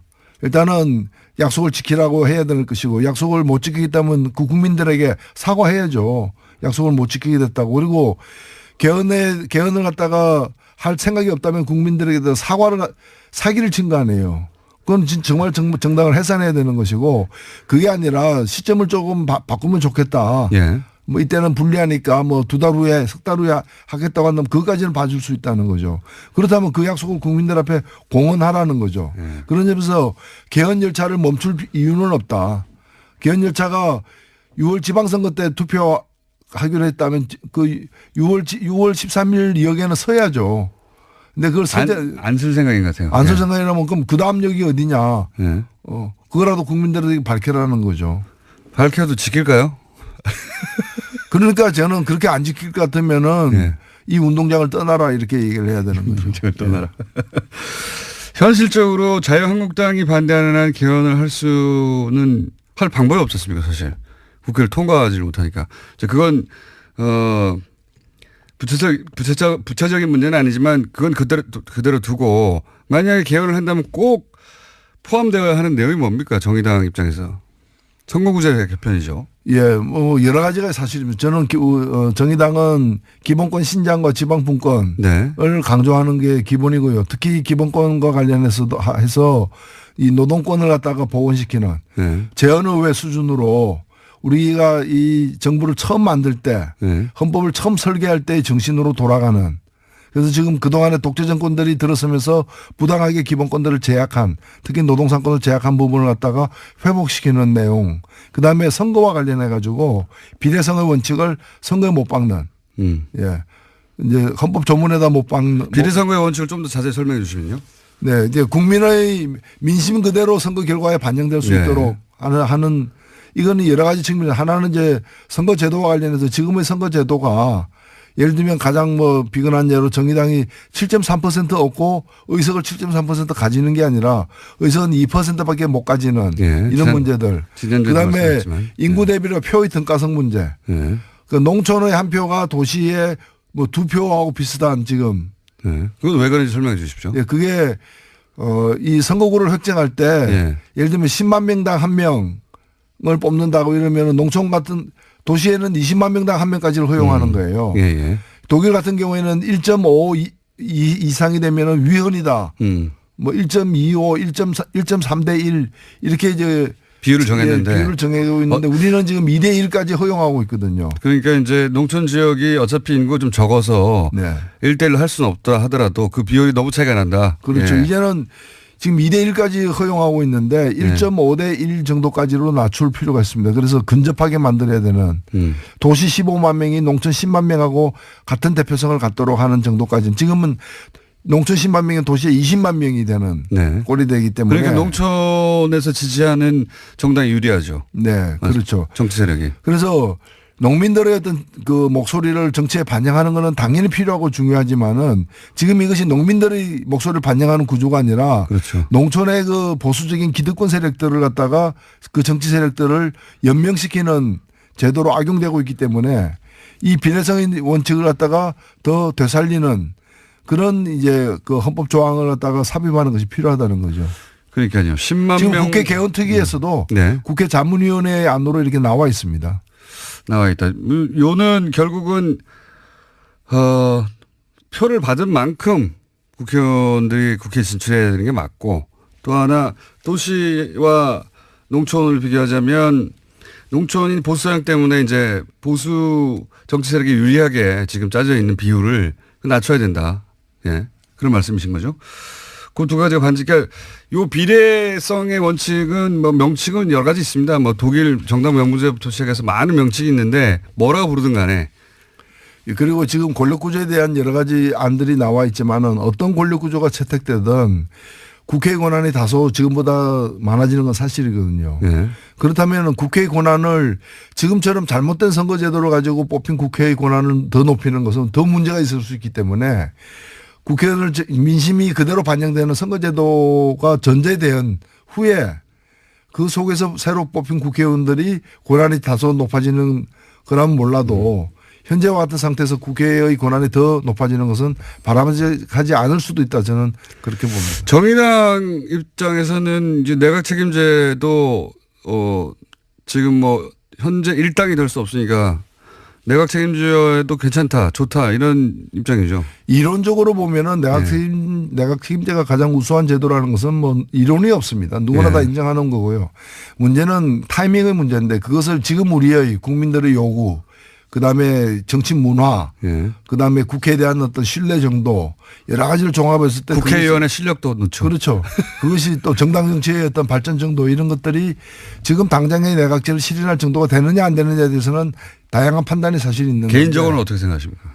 저는 내각제가 훌륭한 제도로 생각하지만은 지금 당장에 국민들의 동의를 얻기에는 여론조사 결과가 나타나는 것처럼 쉽지 않다는 생각을 갖고는 있습니다. 물론 방향은 우리는 내각제 방향이지만 근데 더 위험한 건 뭔가 하면은 소위 분권형 대통령제라는 이름 하에 숨어 있는 이원 집정제. 뭐 대통령은 외치, 그다음에 그렇죠. 수상은 내치, 그리고 대통령은 권한을 한 20% 갖고 국회에서 선출된 국무총리는 한 80%의 권한을 갖는. 저는 이건 굉장히 위험한 방식이라고 생각들어요. 왜냐하면 4천만 명의 국민이 뽑은 사람은 20%의 권한을 갖고 300명의 국회의원이 뽑은 국무총리는 80%의 권한을 갖고 그리고 내치 외치를 어떻게 구분합니까? 개성공단은 내치입니까 외치입니까? 한미 FTA는 내치입니까 외치입니까? 그 뒤에 깔린 의도는 뭐라고 보십니까? 그건 대통령 당선되기 힘든 집단들이 권력을 서로 나눠 먹기 위해서 너는 20%짜리 권한을 갖는 대통령 우리끼리 모여가지고 우리는 80%의 권한을 갖는 실세형 총리 이렇게 해서 그래서 자기들 모이는 그 약속 장소를 제3지대라고 붙이고 제3지대에서 모입시다 뭐 이렇게 해가지고 모여가지고 뭔가를 그래서 새로 뽑히는 대통령은 임기를 갖다가 5년이 아니라 줄이겠다. 줄인 다음에 이 개정된 헌법을 가지고서 이제 분권형 대통령제를 실시하겠다는 것이 지난 대선에서 그렇죠. 일부 당선 가능성 없는 연합의 어떤 그런 과제였죠. 자기들이 단독으로 단성이 안 되니까 힘을 모아서 그거 힘을 모으니까 이해가 달라지니까 어떻게 나눌 것인가 하는 가운데 그런 아이디어가 나온 거죠. 그래서 저는 정리를 해야 된다고 봅니다. 이 대통령의 권한이 과도하게 헌법상에 많이 있다면은 그걸 국민이나 국회로 이렇게 또는 지방정부로 넘기는 그런 권력을 갖다가 좀 이렇게 조정하는 것은 필요하다고 봐요. 그러나 그것의 대안으로 분권형 그것에 대안으로 이원 집정부제 이런 걸 대안으로 내놓는 것은 굉장히 위험천만한 발상이다. 나눠 먹으려고 하는 사람들이 만들어낸 발상이다. 국민을 위한 개헌이 돼야 되는데 일부 정치인을 위한 개헌이 되도록 내버려둬서는 안 된다 저는 봅니다. 오늘 좀 심각한 얘기를 했습니다. 네. 근데 이 개헌 이야기는 아직은 시기가 이르다 싶기도 하면서도 한편으로는 이제 시간도 없어요 별로. 이제는 해야 됩니다. 그리고 국민들에게 해온 약속이고 마지막 개헌한 지 30년이 됐습니다. 그 이전에 40년 동안 9번 개헌하고 30년 동안 개헌 한 번도 안 했거든요. 그래서 묵은 숙제를 갖다가 털어버리는 그런 개헌이 필요하다고 봅니다. 현실적으로는 근데 쉽지 않은 상황이다. 네, 오늘은 여기까지 하겠습니다. 지금까지 정의당의 노회찬 원내대표였습니다. 감사합니다. 네, 감사합니다. 불친절한 뉴스. 오늘은 동아대 우수근 교수님 반응이 아주 많습니다. 네. 고정 요청도 많고요. 코너명 제목도 막 보내시네. 우르가즘, 가스 우명수 이런 것도 있고요. 예. 개그는 우수근, 이수근, 중국은 우수근. 그런 반응도 있고 이런 반응도 있습니다. 왜 듣는 내가 숨이 찰까? 교수님 다 공감이 가는데 다만 볼륨을 낮춰주세요. 네, 이런 반응도 있고요. 아무래도 우수근 교수님 조만간 다시 모셔야 될 것 같습니다. 그리고 플란다스의 개가 130억을 돌파했습니다. 야, 저희가 이 아이디어를 처음 얘기할 때만 하더라도 130억 적은 돈이 아니다 뭐 이렇게 했었는데 100몇십억이 순식간에 한 달도 안 돼가지고 전례가 없는 일입니다. 130억. 예. 이제 곧 목표액을 다 채우겠네요. 예. 언제 차겠나 싶었는데 한 달도 안 돼서 여기까지 왔습니다. 그리고 하와이 대신에 일본에 보내달라고 오겐키 다스카 하는 줄 알았더니 가만히 들어보니까 오겐키 다스카네요. 다스카가 아니라 예 그렇습니다. 다스카입니다. 이제 아셨군요. 불친절한 S는 여기까지 하겠습니다. 시사 과학 최근에는 개그는 별로 안 하고 있는 원정우 씨 나오셨습니다. 안녕하세요. 헐레벌떡. 예, 뛰어왔어요. 방송 시작 10초 전에 도착했어요. 네. 없이 제가 하려고 그러다가. 자, 요즘 개그는 잘 안 하고 계신데. 네. 네. 해주세요. 예. 오늘은 뭡니까, 주제가? 오늘도 개가 아니고요. 네. 그럼 날씨 얘기 좀 하려고요. 날씨. 네. 요즘 춥다고 이제. 기상과학. 예, 날씨가 춥기도 춥지만 또 많은 분들이 춥다고 재밌는 얘기들을 많이 하세요. 예를 들어서 뭐 북극, 그린란드, 모스크바, 알래스카보다 더 춥다. 그러면서 그래. SNS에 그 사진 같은 거 올리시거든요. 날씨 이제 앱 같은 데 비교해 놓은 그런 거 있잖아요. 네, 나오죠 그런 거. 지금도 제가 오늘 이 순간의 날씨를 보고 있는데 서울특별시 마이너스 영하 9도, 모스크바 영상 1도. 모스크바가 이상한 거 아니에요? 앵커리지 영하 2도. 그래요? 런던 영상 7도. 런던이 뭐 이렇게 원래 그렇고. 네, 런던은 원래 뭐 좀 이따 말씀드리겠지만 이렇게 추운 데가 아니고. 그래서 역시 지금도 그런 현상이 일어나고 있고 또 모스크바는 새벽 2시 44분이기 때문에 낮도 아니고 굉장히 추워야 되는데 영상 1도라는.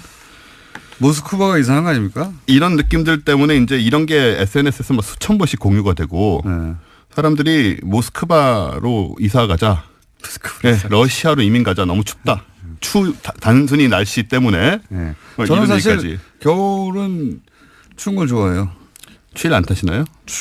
더위는 굉장히 많이 타고 추위는 별로 안 탑니다. 고기 많이 먹는 사람들이 좀 그런 게 있죠. 몸에 열이 많고 그래서 네. 저는 뭐 겨울에 추운 거 이 정도는 뭐 겨울은 추운 거 당연한 게 아닌가 싶은데 여하간 이게 이제 이 상황이 그래서 그래 뭐냐라고 생각을 해보면 약간은 이제 착각도 좀 섞여 있어요. 왜냐하면은 모스크바가 이제 지금 우리가 모스크바가 춥지만 모스크바의 1월 기온으로 가면 기온이 뭐 영하 20도 이하로도 내려가고 하기 때문에 사실은 우리보다는 춥습니다. 물론 모스크바가 아주 추운 곳이 아니에요. 생각만큼. 평균 겨울 온도가 우리보다 훨씬 낮을걸요?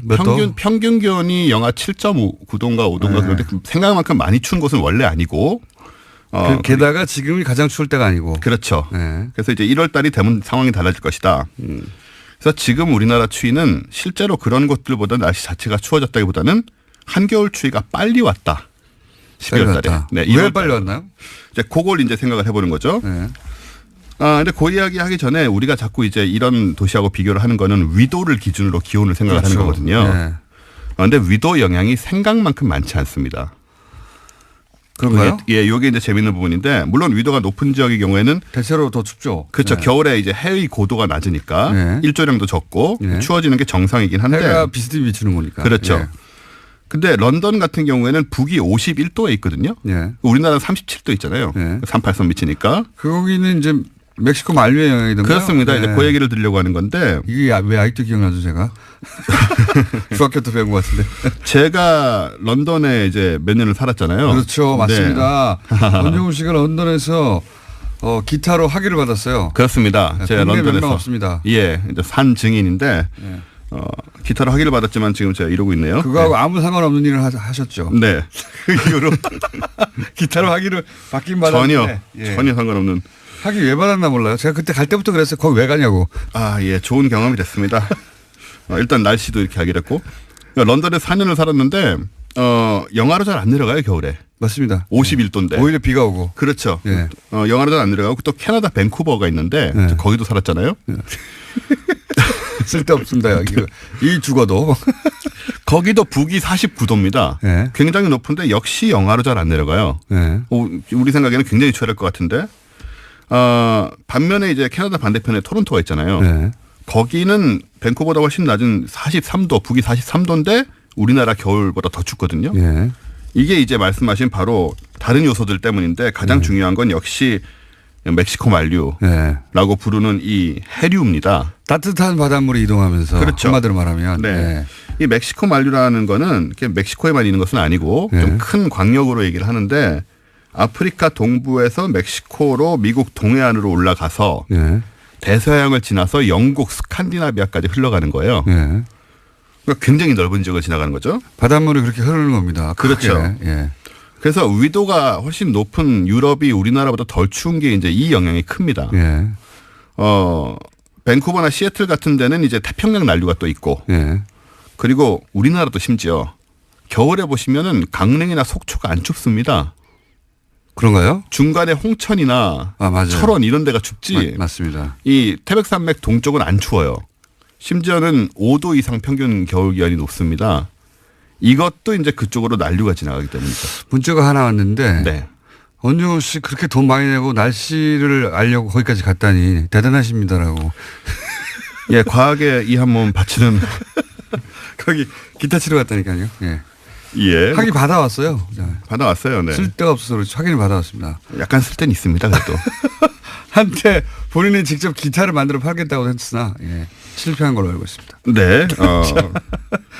아직도 그랬어요. 꿈은 남아 있습니다. 어쨌든 근데 이제 난류라는 게 생각해 보면 이게 뭐 그냥 뭐 진짜 끓는 물이 지나가는 것도 아니고 예. 뭐 그렇게 영향이 있을까 싶잖아요. 근데 이제 원체 면적이 거대하다 보니까 바다가 움직이니까요. 그러니까요. 예. 원체 면적이 거대하다 보니까 단 몇 도만 높아도 이게 레디에이터 같은 역할을 해서 예. 이제 공기를 덮이는 레디에이터. 그런 걸 하는 거죠. 바닷물이 레디에이터 효과. 좋습니다. 이해가 잘 가요. 지금 생각해 보면은 지금 사실 우리가 유럽에서 덥다고 생각하는 따뜻하다고 생각하는 곳들, 스페인, 예. 그리스, 이탈리아 예. 이런 데가 전부 남한보다 위도가 높습니다. 실제로. 예. 오. 근데도 이 온화한 날씨를 유지하는 게 물론 멕시코 만류만은 아니지만 뭐 바다의 온도가 높기 때문에 네. 다 일어나는 현상이다. 기본적으로 바다에 근접한 도시나 국가들이 바다의 영향을 받는다. 날씨가. 그렇죠. 네. 거기 굉장히 크다는 거죠. 우리는요. 우리는 이제 한류도 흐르고 난류도 흐르고 예. 하는데 대륙에서 넘어온 공기 때문에 영향을 많이 받지 않습니까? 우리는? 그렇죠. 이제 우리는 저 북쪽에서 내려오는 그 차가운 공기하고 남쪽에서 남태평양 올라가는 공기가 항상 마주치죠. 거기서. 대륙성 고기압. 네. 거기에 이제 마주치는데 네. 그 뭐 이런 말 들어보셨을 거예요. 오츠크의 기단이니 뭐 이런 얘기를 들어봤을 건데. 중학교 때 다 배웠어요. 네. 그거 열심히 외워가지고 시험 쳤는데. 거기에 이제 마주치는 지점에 있어서 뭐 여름에 장마 같은 거 생길 때 이제 북쪽하고 남쪽하고 따뜻한 차가운 기단하고 따뜻한 기단이 마주치면서 전선이 생기고 이러는 거죠. 우리는 그래서 해류 영향이 아주 크다기보다는 이제 그 북쪽에서 내려오는 차가운 공기하고 지금 같은 경우에 딱 그 영향을 받는 건데 사실 지금 그래서 우리가 상상으로만 춥다고 생각하는 거냐 그건 아니고 실제로 춥긴 합니다. 네. 왜냐하면 한강이 결빙을 했는데 네. 이 12월 초에 결빙을 했거든요. 네. 이게 1946년 이래 71년 만에 가장 이른 결빙이에요. 그러니까 빨리 추워졌다. 네, 빨리 추워졌죠. 한마디로. 그렇죠. 그리고 이게 뭐 그러니까 우리가 더 춥게 느끼죠. 착각은 아니고 이제 춥기 춥습니다. 예년보다 더 빨리 추워졌으니까. 그런데 예년에 그러니까 한겨울에 가장 추울 때에 가장 낮은 온도와 비교하자면 거기까지는 안 갔지만 빨리 추워졌다. 빨리 추워진 거죠. 네. 그럼 이제 왜 이렇게 추워진 거냐라는 건데 이게 지구 온난화 때문입니다. 지구 온난화. 네. 이게 네. 뭐 온난화라고 하면 우리는 이제 지구 전체가 계속 더워지고 네. 온실효과 이렇게 더워지고 뭐 이런 아이러니하게 생각이 되잖아요. 네. 온 따뜻하잖아요. 그러니까요. 네. 예, 따뜻해져야 되는데 왜 우리만 추워지냐 이런 생각을 할 수 있는데 기후 시스템이라는 게 그러니까 해류 얘기도 드렸지만 생각보다 복잡합니다. 지금 우리나라가 추운 것은 아까 얘기했듯이 북극의 찬 공기가 네. 남쪽으로 많이 내려왔기 때문인데 평소에는 이 한반도보다 북쪽 위도가 높은 이 북태평양 쪽으로 제트 기류라는 게 흐르고 있습니다. 아, 네. 알아야 될 게 점점 많아지고 있네요. 제트 기류라는 건 제트기류 좋아요. 제트기류까지 네. 받아들입니다. 꽤나 그다음에. 고도가 높은 곳에 예. 꽤나 빠르게 계속 이제 지구를 감싸고 돌고 있는 이 흐름이에요. 예, 항공기들이 항상 영향을 항공기 받으니까. 영향을 받죠. 예. 이걸 이제 타고 가면 빨리 갈 수 있고 그렇죠. 역으로 가면 늦게 가고 이런 게 이제 생기는데 이게 이제 북극의 냉기를 막는 이 에어 커튼 역할을 합니다. 예, 커튼. 예. 예. 근데 이게 약해진 거예요. 에어 커튼이. 왜 약해졌냐면 북극 기온이 따뜻해지면서 이 제트 기류의 속도가 느려졌습니다. 아하. 그리고 남쪽으로 쳐져 버렸어요. 아하. 원래 이게 뭐라고 그래야 되죠? 타이트하게 돌아야 되는데 그러니까 북쪽에서 뺑뺑뺑뺑 돌아야 되는데 네네. 얘가 뜨뜻해져가지고 밑으로 내려왔다. 그렇죠. 이게 예. 고무줄 늘어나듯이 따뜻하게. 속도도 느려지고 아래로 내려왔다. 그렇습니다. 그랬더니 쳐져버린 겁니다. 그래서 이제 북극에 모여 있는 차가운 공기를 얘가 막지 못하고 밀려나면서 아하. 그 북극 공기가 진짜로 지금 한반도까지 내려와 버린 거예요. 아. 영하 3, 40도씩 되는. 아하. 네. 지금 그러니까 온난화 때문에 왜 추워졌느냐? 요거 외우면 딱 좋겠습니다. 네. 제트가 있어. 제트가. 제트 기류. 예. 이따 외우기 뭐 쉽게. 뜨라고 하지 마시고. 제트 기류가 있는데 걔가 북극에서 뺑뺑 돌아야 되는데 네. 따뜻해지니까 밑으로 내려와서 북극의 찬 헐렁해졌다. 헐렁해져가지고 네. 북극의 찬 기온이 같이 따라 내려온 거죠. 같이 내려와 버린 거죠. 밀고 빨리. 내려와 버린 거죠. 예. 그래서 이제 우리도 거기 영향을 받아가지고 지금. 예. 지금 빨리 그래서 추운 겁니다. 추워졌다. 네. 제트 기류. 예. 지금 우리 추운 거는 이제 실제로 북극 기후가 내려온 북극에서 온 기온이군요, 이게. 거. 예. 아. 그래서 이제 북극의 찬 바람을 우리가 그럼 막고 있는 깨끗한 겁니다. 거네요. 그건 아닌 것 같아요. 네, 뭐 그런 식으로 되는 건 아닌 것 같고. 예. 그래서 이 현상에 주목해 보자면 한반도는 앞으로 점점 더 추워지는 겁니까? 그건 아직 모릅니다. 일단은 여름에는 지금 우기가 뭡니까? 비가 내리는 패턴이 변했잖아요. 변했죠. 예. 지금은 마치 정글에서 스콜이라고 하죠. 갑자기 집중폭우 내리듯이 예. 확 내리고 멈추고 이렇게 변해버렸는데 그런 이제 그 온난화로 인해서 사실 뭐 기후 균형이 깨지는 게 문제라 이게 뭐 훅 따뜻해지는 게 중요한 게 아니고 앞으로 굉장히 여러 가지로 기후가 불안정할 우리나라뿐만 아니고 전 세계적으로 불안정할 가능성이 크고요. 그래서 이제 이런 상황도 그 중에 하나인 것이고. 근데 이제 이런 생각은 해봐야죠. 그러니까 계속 이렇게 추워지는 거냐 올해. 그건 아직 모릅니다. 예. 뭐 일개 뭐 그렇잖아요. 뭐 아무 도움도 안 되는 얘기를 모른다는. 추운 날씨가 빨리 오긴 했는데 빨리는 그래서 왔는데 예, 예. 점점 더 추워지거나 계속 추워지는지는 좀 두고 봐야 되는 혹은 거니까. 이렇게 했다가 따뜻해질지도 모르고. 예, 그러니까 뭐 모스크바, 알래스카 이런 데 너무 그 동경하지 마시고 네. 일단은 우리나라에서 한번 날씨를 지켜보는 게 좀 필요합니다. 날씨를 지켜볼. 이민 가기엔 이르다. 그럼 날씨를 지켜볼 수밖에 없죠. 어떻게 합니까? 네. 그러니까 북극에서 그렇습니다. 공기가 밀고 내려오는 건 제트기류도 아니고 우리가 어떻게 막아요. 예. 그러니까요. 하나만한 이야기를 오늘 네, 그렇습니다. 했습니다. 앞으로 날씨를 알 수 없다. 그러나 지금까지 벌어진 것은 온난화의 영향이다. 네. 그렇게 봅니다. 온난화라는 게 따뜻해지는 게 아니다. 예. 네. 이 지금 우리가 익숙해왔던 그 기후의 패턴 이걸 그렇죠. 바꾸고 있는 거예요. 예. 네. 그래서, 그래서 이제 지역에 따라서는 재앙에 가까운 상황이 벌어질 수도 있고. 갑자기 비가 안 내리는 곳에 폭우가 내릴 수도 있고요. 네네. 이렇게 갑자기 빨리 추워질 수도 있는. 예. 그러나 그렇습니다. 앞으로는 알 수 없다는 알 수 없습니다. 하나만한 얘기였습니다. 자, 네. 원정우 씨였습니다. 감사합니다. 감사합니다. 내일 뵙겠습니다. 안녕. 단독이고 특종이라고 봅니다. 예, 물론 어제 군 기무사 관련된 입장들이 나왔는데요. 이석구 국군 기무사령관은 관련해서 의혹을 전면으로 부인했습니다. 지금까지 투명하게 협조하고 자료 제공하고 있다면서 왜 이런 보도가 나는지 황당하다라는 이야기를 하고 있습니다. 둘 중에 하나죠. 본인도 속았거나 부하들에게 아니면 알면서도 이러거나 둘 중에 하나니까 어쨌든 기무사령관한테 책임을 물어야죠. 이 보도는 후속 보도가 기다려집니다. 네. 자, 군이 이렇게 정치에 개입했는데 저는 사실 국정원, 기무사, 사이버사령부 이런 기관의 이 명백한 선거 개입은 구테타에 준하게 처벌해야 한다. 지시를 받았을 뿐이다. 이런 거 절대 봐주면 안 된다고 봅니다. 그렇죠. 군이 정치에 개입한 사례니까요. 그렇게 한번 기준을 딱 마련해서 이 지시를 받았을 뿐이다 하는 게 안 통하는구나 하고 머리에 박혀야 이게 끊어지죠. 이렇게 들어갔다가 지시를 따랐을 뿐이라고 해서 집행유예로 나오고 그럼 누가 무서워합니까 그거를. 자, 아마 후속보도가 나올 것 같고요. 다음 뉴스는요. 네, 어제 블랙리스트 항소심 결심 공판이 있었습니다. 박영수 특별검사팀은 김기춘 전 비서실장과 조윤선 전 장관에게 각각 징역 7년과 징역 6년을 형을 내려달라고 재판부에 요청, 그러니까 구형을 했는데요. 어제 김 전 실장은 최후 진술을 하면서 눈물을 보이기도 했습니다. 남은 소망은 늙은 아내와 식물인간으로 4년간 병석에 누워있는 아들의 손을 다시 한번 잡는 거다 라면서 선처해달라고 호소했는데요. 그러면서도 자신이 했던 행동에 대해서는 틀린 게 아니다라고 이야기했습니다. 종북 세력으로부터 나라를 지켰다. 그게 자신의 사명이었다. 뭐 이런 취지의 최후 진술을 했죠. 예, 그렇죠. 한치의 의심도 없고 애국심을 갖고 성실하게 직무 수행했다라고 주장하고 있습니다. 아직도요. 종북 세력으로부터 나라를 지키는 게 본인의 사명이었고 다만 이게 빠졌죠. 누가 종북인지 감별은 내 마음대로 한다. 예, 이 문장이 빠진 거죠. 그리고 사실 자연인 아버지로서 이제 아들 얘기를 하면 안타까운 일이긴 한데 거슬러 올라가서 김기춘 비서실장이 과거 정보기관과 함께 혹은 본인이 정보기관에 있을 시절 그렇죠. 시작됐던 가짜 이 간첩 사건 조작했던 사건들 그 사건으로 뭐 몇십 년 감옥에 간 인간도 망가지고 인생도 망가진 사람들이 얼마나 많았어요. 그리고 그 일로 고통받았던 가족들 그 사람들이 울부짖을 때 눈길 한번 줬나요? 예. 저는 이분이 자연인으로서 이런 얘기는 할 수 있는데, 예. 그 자연인의 한 사람이 아니라 이때 역할을 봐야 된다고 봅니다. 역사에서 어떤 역할을 했는지. 네, 1심에서 징역 3년을 선고받은 바가 있습니다. 이 선고 공판은 다음 해, 그러니까 1월 23일에 열립니다. 자, 관련 재판들 계속해서 뭐 지시를 따랐을 뿐이라니 그런 얘기를 하는데, 최순실 씨는 어떻게 되고 있어요?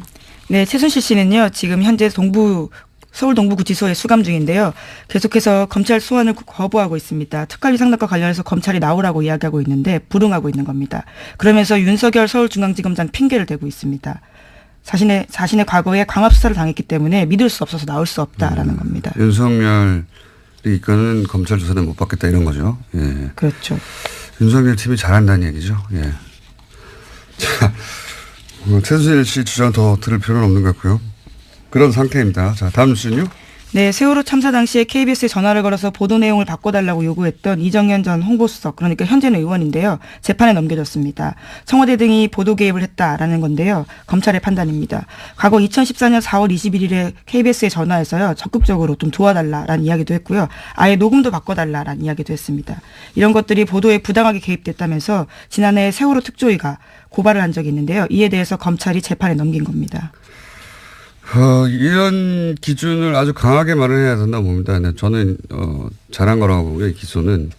그러니까 현 정부도 이렇게 아주 세기를 박아놓는 기소를 해야 이런 압력을 방송사에 못 넣을 것이고 그리고 다음 정부도 마찬가지고 홍보수석이 방송사나 혹은 기자들한테 자기 임무상 전화할 수는 있어요. 근데 뭘 빼달라, 뭘 넣어라, 뭘 교체해라.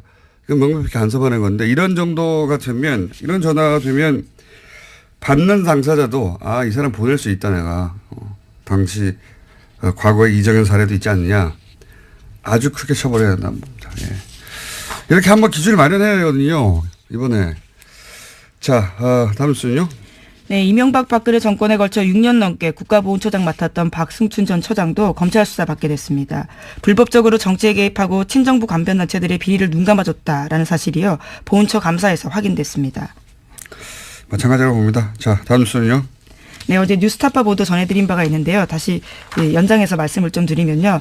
어제 구속 집행정지로 나왔다라는 사실에 대해서 관련된 근거들을 좀 말씀드리겠습니다. 뉴스타파 보도에 따르면 구치소장의 구속 집행정지 건의는 매우 이례적이다라는 거고요. 또 호흡곤란의 원인이 과식과 수면제다라고 보도하고 있습니다. 과식과 수면제. 네, 그리고 서울대병원 신경정신과 의사가 김 회장은 알츠하이머성 치매다라는 주장을 해서 풀려나오게 됐다라는 식의 보도를 하고 있습니다. 자, 요사는요. 제가 알고 있는 것도 몇 가지 있어서 오늘 자세히 다루려고 했는데 기왕 뉴스타파가 보도를 했으니 뉴스타파 기자분을 저희가 섭외해서 직접 취재 내용을 자세히 들어봐서 한 꼭지로 따로 다뤄볼까 합니다. 예, 뭐 하나의 반론도 있습니다. 그래서 좀 잠깐만 말씀드리면요. 알츠하이머형 치매 가능성을 배제할 수 없음이라는 것은 의료계의 흔한 표현이다라고 주장을 하고 있고요. 또 구속 집행정지 같은 경우에는 당사자에겐 신청권이 없다. 그렇기 때문에 법원이 판단할 사안이다라고 주장하고 있습니다. 네, 포함해서 저희가 따로 한 꼭지로 자세히 그냥 제가 몇 마디 하고 말라고 그랬는데 어제 다룬다고 했더니 또 하나에서 해명 자료가 와서 그렇다면 아주 자세히 다뤄야겠다. 자, 다음에 다루기로 하고요. 자, 다음 뉴스는요. 네, 국민의당 안철수 바른정당 유승민 대표가 최근에 비공개로 만나서 통합에 대해서 구체적인 논의를 했다라고 오늘 아침 조선일보가 보도했습니다. 안 대표는 통합 반대파 반발을 감안해서 통합 선언 후에는 이선 후퇴하는 방안도 검토하고 있다라는 건데요. 한 관계자의 멘트에 따르면 안 대표와 유 대표는 모두 다른 선택지가 없기 때문에 통합에 대한 생각이 아주 강하고 이르면 이번 주에 통합 선언이 있을 거다라는 이야기가 있습니다. 이런 건 이제 사건 중심으로 워낙 계속해서 여러 가지 사건은 누가 무슨 말을 했다 보도되기 때문에 사건 중심으로 봐서는 이제 전체 그림이 안 보이고. 안녕하세요, 김호준입니다. 지난 12일 MBC PD수첩이 MBC 몰락 7년의 기록을 방영했습니다. 공영방송사 하나가 어떻게 통째로 정권에 장악되어 갔는지 짚어가는 방송을 보며 그 과정을 조력하고 지방 MBC 사장으로 영전한 보도국의 전 간부들의 특히 눈이 갔습니다. 그들은 하나같이 카메라를 피했습니다. 내가 뭘 잘못했냐고 항변하는 그런 이념적 확신범들이 아니었습니다. 유대인 학살의 총책임자였던 힘너의 부하장교로 악명이 높았던 나치 아이히만 체포 당시 사람들은 놀랐죠. 실제 그가 너무 평범하고 심지어 가정적인 사람이어서. 재판 과정에서 아이히만은 자신에게 주어진 임무를 월급 받으면서 제대로 처리하지 못했다면 양심의 가책을 느꼈을 거라고 진술했습니다. 자신은 지시에 따랐고 임무를 충실히 수행했을 뿐이다 라는 거죠. 국정원의 주도하에 군사작전처럼 진행됐던 MBC 작업 과정에 기여했던 그들도 무슨 특별한 악당이 아니라 평범한 직장인, 생활인이었던 겁니다. 어느 날 주어진 영달의 기회를 마다하지 않았고 그 기회가 부여한 임무를 따랐을 뿐이었던 거죠. 사실 대부분의 친일파도 그랬을 겁니다. 친일파 이래로 이런 부역을 어떻게 상대해야 하는지 우리 사회는 마땅한 증거를 마련해두지 못했습니다. 너도 그때 그 자리 가봐라 어쩔 수 없다. 미래를 봐야 한다. 죄가 문제지 사람이 문제냐. 그렇게 넘어갔죠. PD수첩을 보며 공영방송을 통째로 와해시킨 게 저렇게 평범한 사람들이었다는 걸 다시 한번 깨달으며 그런 생각을 했습니다. 이번만은 물렁해지면 안 되겠다. 단호해야 한다. 김호준 생각이었습니다.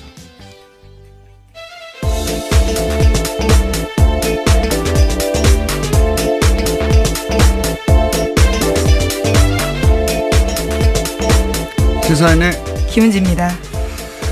이 지시를 따랐을 뿐이다. 요즘 아주 자주 등장해요. 네, 어제 우병우 전 수석도 그렇게 진술했다고 말씀드린 바가 있는데요. 이재만 안봉근 또 마찬가지죠. 네, 어제 재판이 시작됐습니다. 거기 나와서요. 또 박근혜 전 대통령에게 모든 책임을 떠밀었습니다. 판결문에도 등장해요. 그 이영선 행정관 때도 그렇죠. 지시를 따랐을 뿐이다. 그래서 집행유예를 해줬습니다. 그러니까 이게 이제 피의자들만 주장하는 게 아니고 이거는 우리 사법부도 그렇게 생각하는 겁니다. 지시를 따랐을 뿐이지 않느냐. 그러다 보니까 이제 그 선거에 개입한 국정원이나 국방부 또는 뭐 특정 재벌에게 특혜를 주거나 정권의 비판적인 세력을 조직적으로 탄압한 청와대 다 똑같은 말 하는 거예요. 똑같은 말. 지시를 따랐을 뿐이다. 이게 그 아이히만 예루살렘의 아이히만이라는 예. 유명한 사례죠. 예. 알고 봤더니 주변에 좋은 사람이었던 겁니다. 네, 악의 평범성이다라는 말이 있는데요. 그래서 이제 아이히만 재판을 취재한 철학자가 그런 보고서를 냈어요. 악의 평범성이라고. 이 PD수 보면서도 똑같은 생각을 했어요. 이게 방송 장악에 이제 협조를 했고 그리고 출세를 했는데 거기 보면 PD 수첩을 하던 그 출신도 있어요. 그 사람들 중에는. 그 사람들이 뭐 예를 들어서 이전 정권 때 핍박을 받아서 그런 게 복수를 한 게 아니거든요. 이 사람 내가 당했다고. 그게 아니에요. 그냥 기회가 왔고 그리고 그 자리가 준 인물 열심히 한 겁니다. 예. 평범한 사람들이 그런 짓을 따른 결과가 이거거든요. 아이만 사임됐어요. 네, 한나 아렌트 굉장히 그 통찰이 돋보이는 지점인데요. 반복되어서는 안 될 역사죠. 이 변명을 기본적으로 우리는 받아주는데 예, 그만 받을 때가 됐다. 예, 그런 생각을. 지난주 피디수첩 한번 볼만합니다. 네. 네, 그런데 아직도 지역 MBC는 파업 중이라고 하고요. 또 KBS도 여전히 파업 중인 상황도 있습니다. 자, 하도 최근에 지시를 따랐을 뿐이다 하는 얘기가 많이 나와서 한번 짚어봤습니다. 자, 첫 번째 뉴스는 뭡니까? 네, 어제 SBS가 저녁에 보도한 내용인데요. 국군 기무사령부가 수사를 방해했다라는 의혹이 있습니다. 현재 군 기무사는 이명박 정부 시절 댓글부대를 운영했다라는 혐의로 수사를 받고 있는데요. 그런데 군 기무사가 자신들을 조사하는 국방부 조사 TF를 감청했다라고 합니다. 관련된 문건이 나온 건데요. 기무사 요원이 감청을 해서 압수수색 계획을 사전에 알고 상부에 보고했다라고 합니다. 이게 어려운 단어를 사용됐는데 한마디로 범인들이 형사를 도청한 겁니다. 예. 그렇죠. 범인들이 형사를 도청한 것이고, 예. 이게 이제 국정원 댓글부대, 그리고 사이버사령부 댓글부대만 지금 주목받고 있는데, 사이버사령부 댓글부대가 본격적으로 활동하기 전에는 기무사의 스파르트라고 하는 댓글부대가 있었다 이거거든요. 예. 그래서 이제 기무사 압수수색 하려고 했더니, 기무사에는 당연히 이런 감청 장비들이 있겠죠. 그거를 자기들을 조사하는 TF를 상대로 예, 활용해서 압수수색 정보를 사전에 확보했다고 하는 문건이 나온 겁니다. SBS에 제가 보기에는 네. 제가 보기에는 굉장히 큰 특종인데 그러다 보니까 사이버 사령부 수사가 요즘 잘 안 되거든요. 예, 다 이유가 그렇죠. 있지 않겠냐, 있었다 뭐 이런. 그리고 이 자체 보고 때는 기무사 기무사 문제 없다. 예, 장관까지 속였다라는 건데요. 보고서에는 기무사가 이명박 정부 초기 사이버 대응을 한 건 맞지만 청와대의 북의 남남 갈등 조장 정황들이 있어서 이것을 보고하는 수준이었다라고 둘러댔다고 합니다. 그러니까 아직 청와대하고 장관 정도만 바뀐 게 맞아요. 계속해서 반복해서 나오지만 그리고 대선 기간에는 댓글 활동이 없었다고 보고했거든요. 사이버사가. 예. 이게 대선 기간에 댓글 활동하라고 만들어진 곳이에요. 대선 기간에 가장 활발하게 활동했는데 정반대로 보고하는 거죠. 예. 네, 이런 문건들도 삭제했었는데요. 다 포렌식으로 복구가 돼서 겨우 알려진 사실입니다. 이거 어설프게 삭제했을까요? 예. 급했나 봅니다. 자, SBS에서 굉장히 중요한 왜 이러는 걸까 전체 그림의 관점에서 보자면 안철수 대표 중심이나 또는 유승민 대표 중심으로 봐서는 안 되는 상황이라고 보는 게 이건 보수 재편 정권을 다시 가져오기 위한 보수 재편이라는 큰 그림 하에서 봐야지 제가 보기에는 이해가 되는 사안이고 안철수 대표는 이제 그 보수 재편이라고 하는 큰 구도의 퍼즐 조각 중 하나인 거죠. 예. 유승민, 안철수 양 대표 모두 그 보수 재편의 이후에 자신이 주인공이 될 수 있다라고 하는 가능성 때문에 각자 적극적인 거죠. 예. 지금 당장 뭐 몇 석이 이쪽으로 간다 또는 단순한 산수로도 지금 있는 그대로 유지되지 않을 거라는 건 양쪽 모두 알거든요. 근데 그것도 상관없는 거죠. 그 숫자 노름이 아니라 예, 보수 재편이라고 하는 큰 그림하에 봐야 되는 것이고 이 지점에서 안철수 대표는 사실은 진보 진영에서 자신의 기반이 너무 취약하다 하고 보수를 선택한 것으로 사실 복잡할 거 없는 계산이에요. 예. 예, 국민의당은 오늘 오후 2시에 의원총회 열고 다시 한번 통합 논의를 한다고 합니다. 보수 재편이라는 큰 그림을 얘기하니까 다시 또 생각나는 게 연결해서 어제 이제 그 중국의 혼밥 프레임에 대해서 보수 매체들이 대단히 악의적으로 짰다 프레임을 제가 잠깐 얘기했었는데 이 프레임을 비판하는 미디어가 없어서 제가 얘기를 다시 반복하는데 사실은 문재인 정부는 무능하다, 초라하다, 혼자 밥 먹는다 이런 이미지 만들려고 한 거죠. 당연히. 그런데 왜 그랬을까 생각해 보면 올해 내내 이제 보수 매체가 이제 이번 정부 출범이 했던 얘기가 뭐냐면 피로감이 곧 온다. 연말이면 지지율이 떨어진다. 예. 근데 연말이에요, 이제. 그렇죠. 안 떨어져요.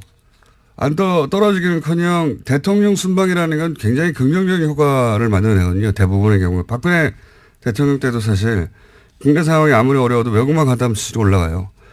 항상 그렇습니다. 대부분의 대통령 순방들이. 왜냐하면 뭐 멀리 떨어져서 현안과 떨어져서 좋은 화면들 나오고 좋은 소리들 주로 나오니까요. 이명박 대통령 때도 했고 다들 그랬어요. 그러니까 떨어지기는커녕 마지막에 중국 방문으로 올라가게 생긴 겁니다. 정치적 관점에서 바라보자면. 게다가 문재인 대통령이 중국에서 실제로 뭐 사드 경제 보복 문제를 풀기라도 하면 그게 제대로 보도되면 얼마나 지지율이 올라가겠어요. 그 뻔한 상황에서 지지율이 올라가는 걸 거꾸로 막았어야 하는 겁니다. 예. 올해가 지지율이 떨어지는 채로 끝나야 왜 내년에 지방선거거든요. 바로 지방선거. 지금 이 바른정당 안철수 국민의당, 유승민의 바른정당이 합치려고 하는 것도 지방선거 이후에 정계 개편, 보수 재편의 연결선상에서 일어나는 일이고 이 홀대론도 사실은 이렇게까지 생각해 보시면 대통령 순방을 주류 미디어가 이렇게까지 대대적으로 공격한 사례는 없어요. 그건 진보 보수를 떠나서.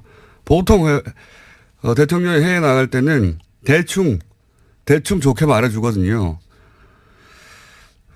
이번에는 가기 전부터 사실은 철저하게 프레임을 준비했다.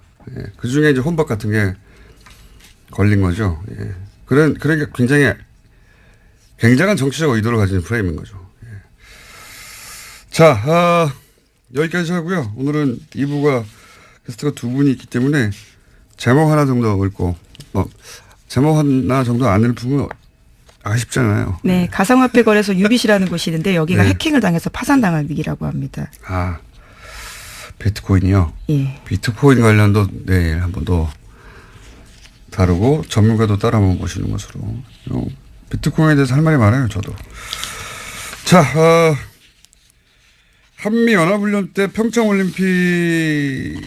한미연합훈련을 평창올림픽 뒤로 연기하자, 미루자. 예, 어제 문재인 대통령이 이런 미국에 자세네요. 제안했다라고 예. 밝혔습니다. 미국 쪽도 연기 여부를 검토하고 있다라고요. 미국 MBC 방송 인터뷰에서 밝힌 바입니다. 이게 성공하면 또 한 번 이제 소위 미들 파워로 전환하고 있다. 한국이 강대국 사이에서 이런 최근에 외신 보도가 있었거든요. 그러니까 강대국들 사이에서 중간자적 역할, 중간자적 외교의 가능성을 엿본다. 뭐 이런 외신의 보도가 있었어요. 우리나라에서 보도가 안 됐지만. 그러면서 미들 파워라고 불렀는데 성공한다면 미들 파워로 다시 입지를 자랑할 수 있게 되겠죠. 예. 자, 여기까지 하겠습니다. 시사인의 김은지였습니다. 감사합니다. 문재인 대통령의 중국 방문, 네, 홀대론 기사 여전히 나오고 있죠. 어제 그래서 저희가 중국 동아대 우수근 교수님을 모시고 잠깐 이야기 들어봤었습니다. 너무 시간이 짧아서 오늘 한 번 더 모셨어요. 안녕하십니까, 교수님? 네, 안녕하십니까? 네, 어제 대단히 흥분된 목소리로, 대단히 빠른 속도로, 대단히 압축적으로 말씀하셨는데 간단히 요약하면 우리는 홀대라고 하는데 중국에서는 홀대는커녕 시진핑이 왜 사드 철회를 하지도 않은 문재인 대통령에 대해서 이렇게 환대하느냐고 중국 내에 비판이 있었다. 예. 문재인 대통령은 중국에서 환대받았다. 그걸 왜 홀대라고 하는지 이해할 수가 없다. 예, 말도 안 된다라고 우수근 교수님께서 어제 짧게 짚어주셨는데 방중 기간 동안에 그랬다고 치고요. 예. 그리고 이제 방중 이후에 돌아가고 각자 이제 언론들이 차분하게 그 성과나 이런 얘기도 할 거 아닙니까? 그러니까 방중 이후 중국 미디어가 보도하는 이 방중에 대한 평가는 어떻습니까? 짚어주시면 좀. 네, 지금 말씀하신 것처럼 방중 이후 중국 미디어의 방중에 대한 성과를 보면은 중국 당국의 심경을 알 수 있습니다. 중국은 사회주의 국가이기 때문에 우리처럼 좌우 미디어가 자기 멋대로 목소리를 낼 수 없거든요. 중국 당국의 목소리가 그대로 나오는 것인데 예를 들면은 중국 쉬나망은 18일자에서 외교부 대변인은 기자회견에서 문 대통령의 방중 기간에 양국 정상은 관계 개선을 추진했고 한반도 문제 등에 대해서 심도 있는 의견을 교환해서 상당한 공통인식을 갖게 되었다고 보도했습니다. 그다음에 중국의 대표적인 인민일보는 19일자에서요. 문 대통령의 수교 25주년 국빈 방문은 양국이 25년간의 우호적 발전 성과와 양국 관계를 중시함을 의미한다. 한중 관계가 계속 발전해 나가기 위해서는 수교 당시의 초심을 잃지 않았으면 좋겠다라고 보도했습니다. 뿐만 아니라 중국의 문해보라고가 있는데 문해보는 보도했고 그다음에 북경 청년보 북경에 있는 16일자 보도에서 문재인 대통령의 방중은 사드로 빚어졌던 한중 관계가 한 단계 더 새롭게 되는 계기가 되었다라고 대부분 긍정적으로 보도하고 있습니다. 네. 혹시 중국 언론도 당연히 우리도 중국 언론을 인용해서 보도하듯이 중국 언론도 우리 언론의 반응을 인용해서 보도하는 건 없습니까? 있습니다. 그중에 하나만 소개해드린다면요. 오늘 이렇게 차분하십니까? 조금 이따 하려고 지금은. 이거는 조금 이따가. 이거는 보도를 인용하는 거니까요. 워밍업입니다. 워밍업. 예, 중국의 봉황망은요. 19일자 보도에서 우리 언론을 인용하는 가운데 문 대통령은 최근 한중 정상회담을 마치면서 그동안의 외교 공백을 잘 정리해왔다 하면서 한중 관계를 긍정적으로 평가했습니다. 뿐만 아니라 그 해방일보는요. 문 대통령의 방중 관련돼서 한국의 언론 매체는 비판적 보도를 했다.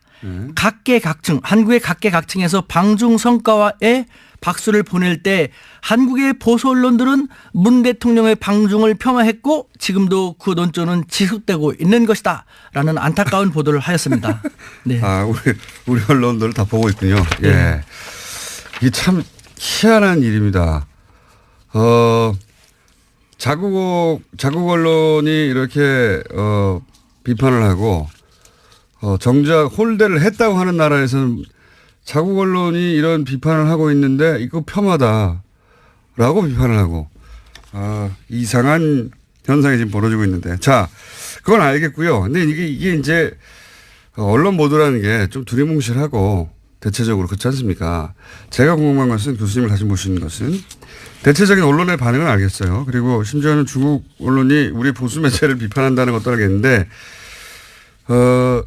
교수님이 이제 어제 말씀하셨듯이 어제 이제 시진핑의 측근 그룹 혹은 고위직과 동문이라고 하지 않습니까? 확실하죠? 맞습니다. 호적 조사하면 다 나옵니다. 그분들이 하는 이야기들이 있을 거 아닙니까? 예. 그러니까 제가 궁금한 건 언론에 나오지 않은 그런 이제 권력에 가까이 있는 사람들의 해석 혹은 뭐 자기들끼리 하는 말들 혹은 교수님과 사석에서 니네 어쨌든 당연히 한국 대통령이 왔다 갔으니까 그런 얘기 하실 거 아닙니까? 그런 얘기가 궁금해요. 그분들은 어떤 반응이 있느냐. 예를 들면은 중국 공산당 당의회 국가지 않습니까? 그 핵심 간부가 있어요. 당에서도 어떤 부서냐가 중요한데 말하기 쉽지 않은 그런 부서에 근무하는 저랑 벌써 14년 동안 쭉 하고 있으니까요. 그 사람 같은 경우는 다시 그런 말 했죠. 이제 한국은 다시 중국의 최후의 보루가 되었다. 아주 의미심장한 말이죠. 최후의 보루가 되었다. 최후의 보루라는 말은 아시죠? 근데 그 단어를 합니다. 왜 그런 의미로 그런 뜻 단어를 사용한 거죠? 그러니까 사드가 배치되기 전에 이 당국자들은 저한테 항상 그런 식으로 노쇠를 떨었죠. 사실 중국은 덩치가 너무 크다 보니까 16개 국가와 국경을 맞대고 6개 국가하고 해상 영해 분쟁을 벌이고 있거든요. 그러다 보니까 늘 싸워요. 늘 싸워요. 사이가 좋은 나라가 하나도 없어요. 크고 작은 문제들 항상 있겠죠. 사이가 좋은 나라가 하나도 없는데 그중에 우리 한국만 유일하게 좋았거든요. 한국이 더군다나 조그만 약소국이 아니라 이제는 우리 모두 열심히 노력해서 중견 강국이 되었습니다. 중견 강국인 한국만이 유일한 사이가 좋은 관계이기 때문에 최후의 보루다. 따라서 우리는 한국에 대해서 그만큼 정성을 들일 수밖에 없다. 라고 했던 것이 지금 대한민국을 바라보는 중국의 시각인 것입니다. 그런데 말도 안 되는 사드를 너무 형편없이 배치해 갖고 이렇게 문제가 그 과정 불거졌는데 자체가 자존심을 상하게 했다. 네. 네, 그런데 중국에. 다시 네. 이제는 문재인 대통령 방중을 통해 갖고 한중 관계가 복원되는 수순에 들어가게 됐으니까 한국은 다시 중국의 최후의 보루가 되었다는 것이죠. 그 말은 무슨 말입니까? 최후의 보루인데 함부로 할 수 있습니까? 함부로 할 수 없다라는 것이죠. 이번 성과가 그러니까 그 이전에 한중 관계의 복원을 의미한다. 뭐 그렇죠. 잘 됐다고 평가한다는 네. 거죠. 혹시 그건 알겠고요. 그 외에 또 다른 이야기 없습니까? 있습니다. 그 어떤 중국의 이야기 있습니까? 대표적인 싱크탱크의 고위 간부 같은 경우는요. 네. 예를 들면은 이 양반은 이제 미국 통으로도 중국에서 되게 유명한 분인데 네. 한국은 그 과거와 달리 중견 강국이지 않는가. 그래서 우리 중국도 그렇고 미국도 한국을 함부로 할 수는 없지 않는가. 한국은 그 점을 제대로 알고 활용한다면은 중견 강국으로서 미들 파워로서 한국의 역량을 더 강화시킬 수 있을 텐데라는 중국에서도 미들파워라는 표현을 써요 이제. 중견 강국이란 말을 쓰는데 네. 여기서 이 두 사람이 최후의 보루라든가 중견 강국으로서의 위상을 잘 활용할 수 있을 텐데라는 말을 우리는 잘 파악할 필요가 있습니다. 우리 매스컴이요. 이와 같은 것 국제사회에서 바라보는 우리 모습을 잘 전달하면서 우리 국민들이 우리 정부가 미들파워로서 어떻게 활용해 나가면 살아나가면 좋을지를 알려주지 않고 해서는 안 될 것만 하니까 문제인데요. 저는 사실 국내 문제 잘 모릅니다. 죄송하지만 저는 95년에 한국 나가서 어떻게 하다 보니까 일본, 미국, 중국 유학을 다 갖고 2004년부터 3년부터 중국 대학에 있거든요. 네. 그렇다고 제가 잘 사는 집이 아니라 인천의 가난한 노동자의 자식인데요. 출마하시는 것도 아니고 갑자기. 쌍코피 흘리면서 이렇게 살았는데 그래서 저는 국내는 모르지만 국제는 벌써 쭉 알고 있죠. 지금 상하이에 있는 우리 대학에서도 외국 학생들을 중심으로 제가 쭉 가르치거든요. 네. 150여 개국에서는 5천여 명. 늘 국제사회에서 우리 한국과 한반도를 그 국제사회에서 어떻게 바라보는 걸 알 수 있는데 피부로 느끼고 계신데. 여기서 네. 제가 느끼는 것은요. 네. 한국 사회에서는 제가 가장 싫어하는 말. 우리를 갖다 툭 하면은 고래 싸움에 새우등 터진다. 샌드위치 외교라고 하지 않습니까? 네. 우리는 과거 20세기 6.25 지크 약소국가가 더 이상 아니라는 것이죠. 교수님이 느끼기에는 제가 피부로 느끼는 것이 그거예요. 중국에서도 느끼는 게 네. 그런 거예요. 네. 그러니까 최후의 보루란 말이 무엇입니까? 최후의 보루니까 그만큼 소중히 하고 눈치를 봐야 한다는 것이거든요. 서로. 네. 실제로 네. 우리는 중국에 대해서 중국이 우리보다 덩치가 크고 인구가 많다고 해서 되게 두려워하는데 네. 바보 같은 거예요. 덩치가 크고 인구가 많고 그러다 보니까 통치하기가 쉽지 않으니까 허점이 많거든요. 네. 그러니까 중국은 조금이라도 자기들하고 우호적인 나라를 만들 수밖에 없는 거예요. 근데 우리 진짜 구로동 공돌이 공순이라는 엄청난 힘든 시기를 거쳤고 우리 모두 열심히 노력해갖고 중견국 됐지 않습니까? 그럼에도 불구하고 우리를 왜 아직도 자기 비하합니까? 우리는 고래 싸움의 새우등이 아니라 몰라. 우리는 이제 중견 강국이기 때문에요. 중국 가격이다. 우리는 이제는 중견 강국을 외교를 해야 돼. 저는 이런 말 하면 이렇게 억울해서 막 눈물 날라고 해요. 억울하시다. 우리는 약소국이 아니라 중견국으로서 스마트한 돌고래 외교를 해갖고요. 돌고래도 오늘 지환 G2도 우리가 잘 리드하면서 활용하면서 네. 적어도 한반도 문제만큼은 우리가 돌고래는 뭡니까 교수님? 돌고래는. 한번 들어보십시오. 네. 얼마나 오랫동안 고민했으면 이런 말 했겠습니까? 네. 우리는 지환 미국이나 G2 중국 같은 덩치는 안 됩니다만 네. 우리는 이제 그런 나라들도 우리를 함부로 할 수 없는 나라로 성장했거든요. 네. 그렇더라면은 돌고래는 덩치가 작아서 고래보다는 힘이 약하지만 민첩하고 스마트하기 때문에 고래한테 잡아먹히진 않죠. 고래하고의 공생을 유도하지 않습니까? 우리가 바로 그런 돌고래 같은 역할을 할 수 있다는 것이에요. 외교도 새로운 시도를 해야 되는데 20세기 약소국 외교의 대미 외교 위주 1국 외교만 하다 보니까 이제 다변화되는 외교에서 잘 안 되고 있지 않습니까? 그러니까 우리는 지원치도 함부로 할 수 없는 중견 각국으로 부상한 대한민국의 중견 강국 외교, 스마트한 돌고래 외교를 해야지. 알겠습니다. 예. 또 이렇게 흥분하기 시작해요. 숨 좀 쉬시고. 예. 처음 들어보는 단어인데 돌고래 외교.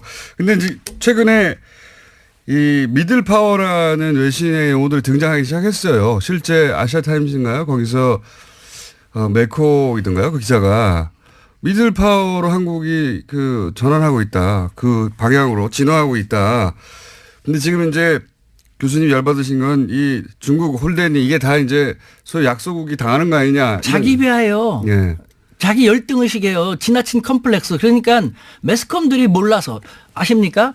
저는 아까도 말씀드린 95년부터 밖에 나가서 쭉 살았지 않습니까? 알겠습니다. 그럼 거기서 느끼는 것은요. 네. 국제관계에 있어서 예. 치명적으로 우리 국민들을 우롱하고 우리 국민들을 잘못 이끌고 있는 것. 저는 벌떼 민족주의라는 표현을 썼는데 10년 전부터 예. 벌 때 여왕벌을 잘 만나서 좋은 방향을 이뤄내면 좋은 결과를 나타내지만 잘못된 여왕벌을 만나고 잘못된 방향은 다 죽지 않습니까? 우리는 4대 강국 틈바구니에 끼어있는 가장 작은 나라이기 때문에 단결력이 강하거든요.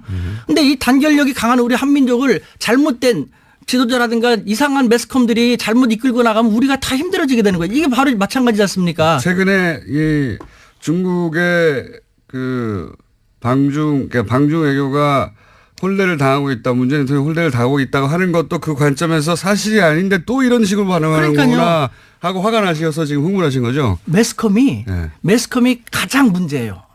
이거는 보십시오. 제가 이제 강연 같은 걸 많이 나가는데 제 강연을 1시간이나 1시간 반 정도 들으면 딱 알아요. 저는 차이나 현상이란 말을 벌써 오랫동안 썼는데 무슨 말인지 아십니까? 차이나 현상이? 차이나 현상은 중국 관련된 현상이겠죠. 예. 하하하. 어떤 거냐면요. 똑같은 저도 뭐 공장장님도 똑같은 한국인입니다. 네. 그런데 중국이라는 동일한 객체에 대해서 한국에서 한국 매스컴을 통해서 파악하는 중국에 대한 인식과 저처럼 한국인이 중국에서 직접 생활하면서 느끼는 중국에 대한 인식상의 차이에 엄청난 차이가 난다 해서 그렇죠. 차이나 현상이에요. 엄청난 차이 나겠죠. 우리 매스컴은 중국에 대해서 부정적인 것만 많이 하지 않습니까? 비판적인 거. 가장 큰 오해가 뭡니까? 가장 큰 차이가. 중국은 지저분하다, 뭐 사람들 무질서하다, 뭐 불량식품 많다. 그거 맞거든요. 저는 그거 더 잘 알아요. 저는 현장에 사니까 더 잘 알지 않습니까? 맞거든요. 그런데 더 중요한 것은 총수님도 단점, 장점 있지 않습니까? 네. 저도 단점만 있는 게 아니거든요. 네. 왜 한쪽만 부정적인 것만 보여줌으로써 손가락질을만 합니까? 그러면서 우리가 좋은 관계 됩니까? 사실은요. 이런 말하면 중국을 비하는 것 같지만 저는 그렇게 대한민국 사람으로서 중국이 아직 불량식품 많고 짝퉁 만들어내고 부정적인 측면이 많으니까 우리로서는 다행인 거거든요. 불량식품 짝퉁을 중국 사람들도 중국 기업 중국 제품 안 믿고 안 사게 돼요. 그러니까 외제를 쓰는데 미국과 일제는 싫고 더 이상. 그러니까 이제 한국 기업, 한국 문화를 찾을 수밖에 없는 거거든요. 너무 아니 저는 이제 정말 그렇게 느껴요. 있는 그대로 말씀하셔서 중국 가서 다시 교수 생활 하시겠어요? 저는 대한민국 사람인데요. 어차피 중국인들하고 얘기하면서 서로 국익을 위해서 디베이트하고 하는 것인데요, 뭐. 알겠습니다. 주제가 홀대 맞느냐 아니냐에서 굉장히 많이 진도가 나갔는데 앞으로 그 주제는 또 한번 마련해 볼게요. 1분밖에 안 남아가지고 오늘 마무리를 지어야 될 것 같은데 여하간 뭐 언론 매체도 그렇지만 근데 언론 매체만으로는 정확하게 심증을 읽을 수 없으니까 교수님 주변에 그 중국 내 고위직에 있거나 혹은 뭐 탱크탱크에 있거나 혹은 시진핑 측근 그룹에 속하는 분들 대학 동문들한테 얘기를 들어보면 요 외교를 통해서 한중 관계를 다시 복원하고 잘 지냈으면 하는 마음이 중국에 있다는 거죠. 한마디로 얘기한다면요. 예. 중국 당국자들은 한국에 대해서 한자성어로 얘기한다면 노심초사. 항상 노심초사입니다. 아유 쟤네들이 또 미국 쪽으로 더 많이 가면 안 되는데 어떻게 하면 쟤네들을 끌어들일까라는. 왜 노심초사합니까? 조금 하고 보잘것없다면 그런 생각 안 하죠. 눈치 보지 않습니까? 사드 제대주도 한 번에 쫙. 너네랑 끝나도 좋아하지 않고 찔끔 부렸다가 눈치 보고 찔끔 부렸다가 눈치 보고 하지 않습니까? 왜 그럽니까? 확 버릴 수 없거든요. 확 가면 자기들한테 불리하니까. 이런 국제사회 중국이나 미국이 우리를 어떻게 바라보는지를 우리 매스컴들은 정확히 보도해갖고 우리 사회가 21세기 중견 강국으로서의 위상을 그대로 잘 활용할 수 있는 계기가 되었으면 좋겠다라는 마지막 당부의 말씀 드립니다. 오늘 흥분 안 하려고 했는데 자꾸 유도하시니까. 선생님, 이 주제는 오늘 여기까지 하고요. 예, 다른 주제, 우리가 중국에 대해서 잘못 알고 있는 거. 예, 이런 정말 주제로 그래요. 다시 한번 예. 시간을 곧 마련하도록 하겠습니다. 몸이 떨립니다. 오늘 이렇게 안 하려고 우리 애가 신신당부했는데. 자, 여기까지 하겠습니다. 지금 중국 동아대 우수근 교수님이었습니다. 감사합니다. 네, 감사합니다. 바른정당과 통합을 놓고 국민의당 내분이 심상치가 않죠. 호남 지방의원들 의견 한번 짚어보겠습니다. 전남도의회 국민의당 원내대표 장일 의원 연결됐습니다.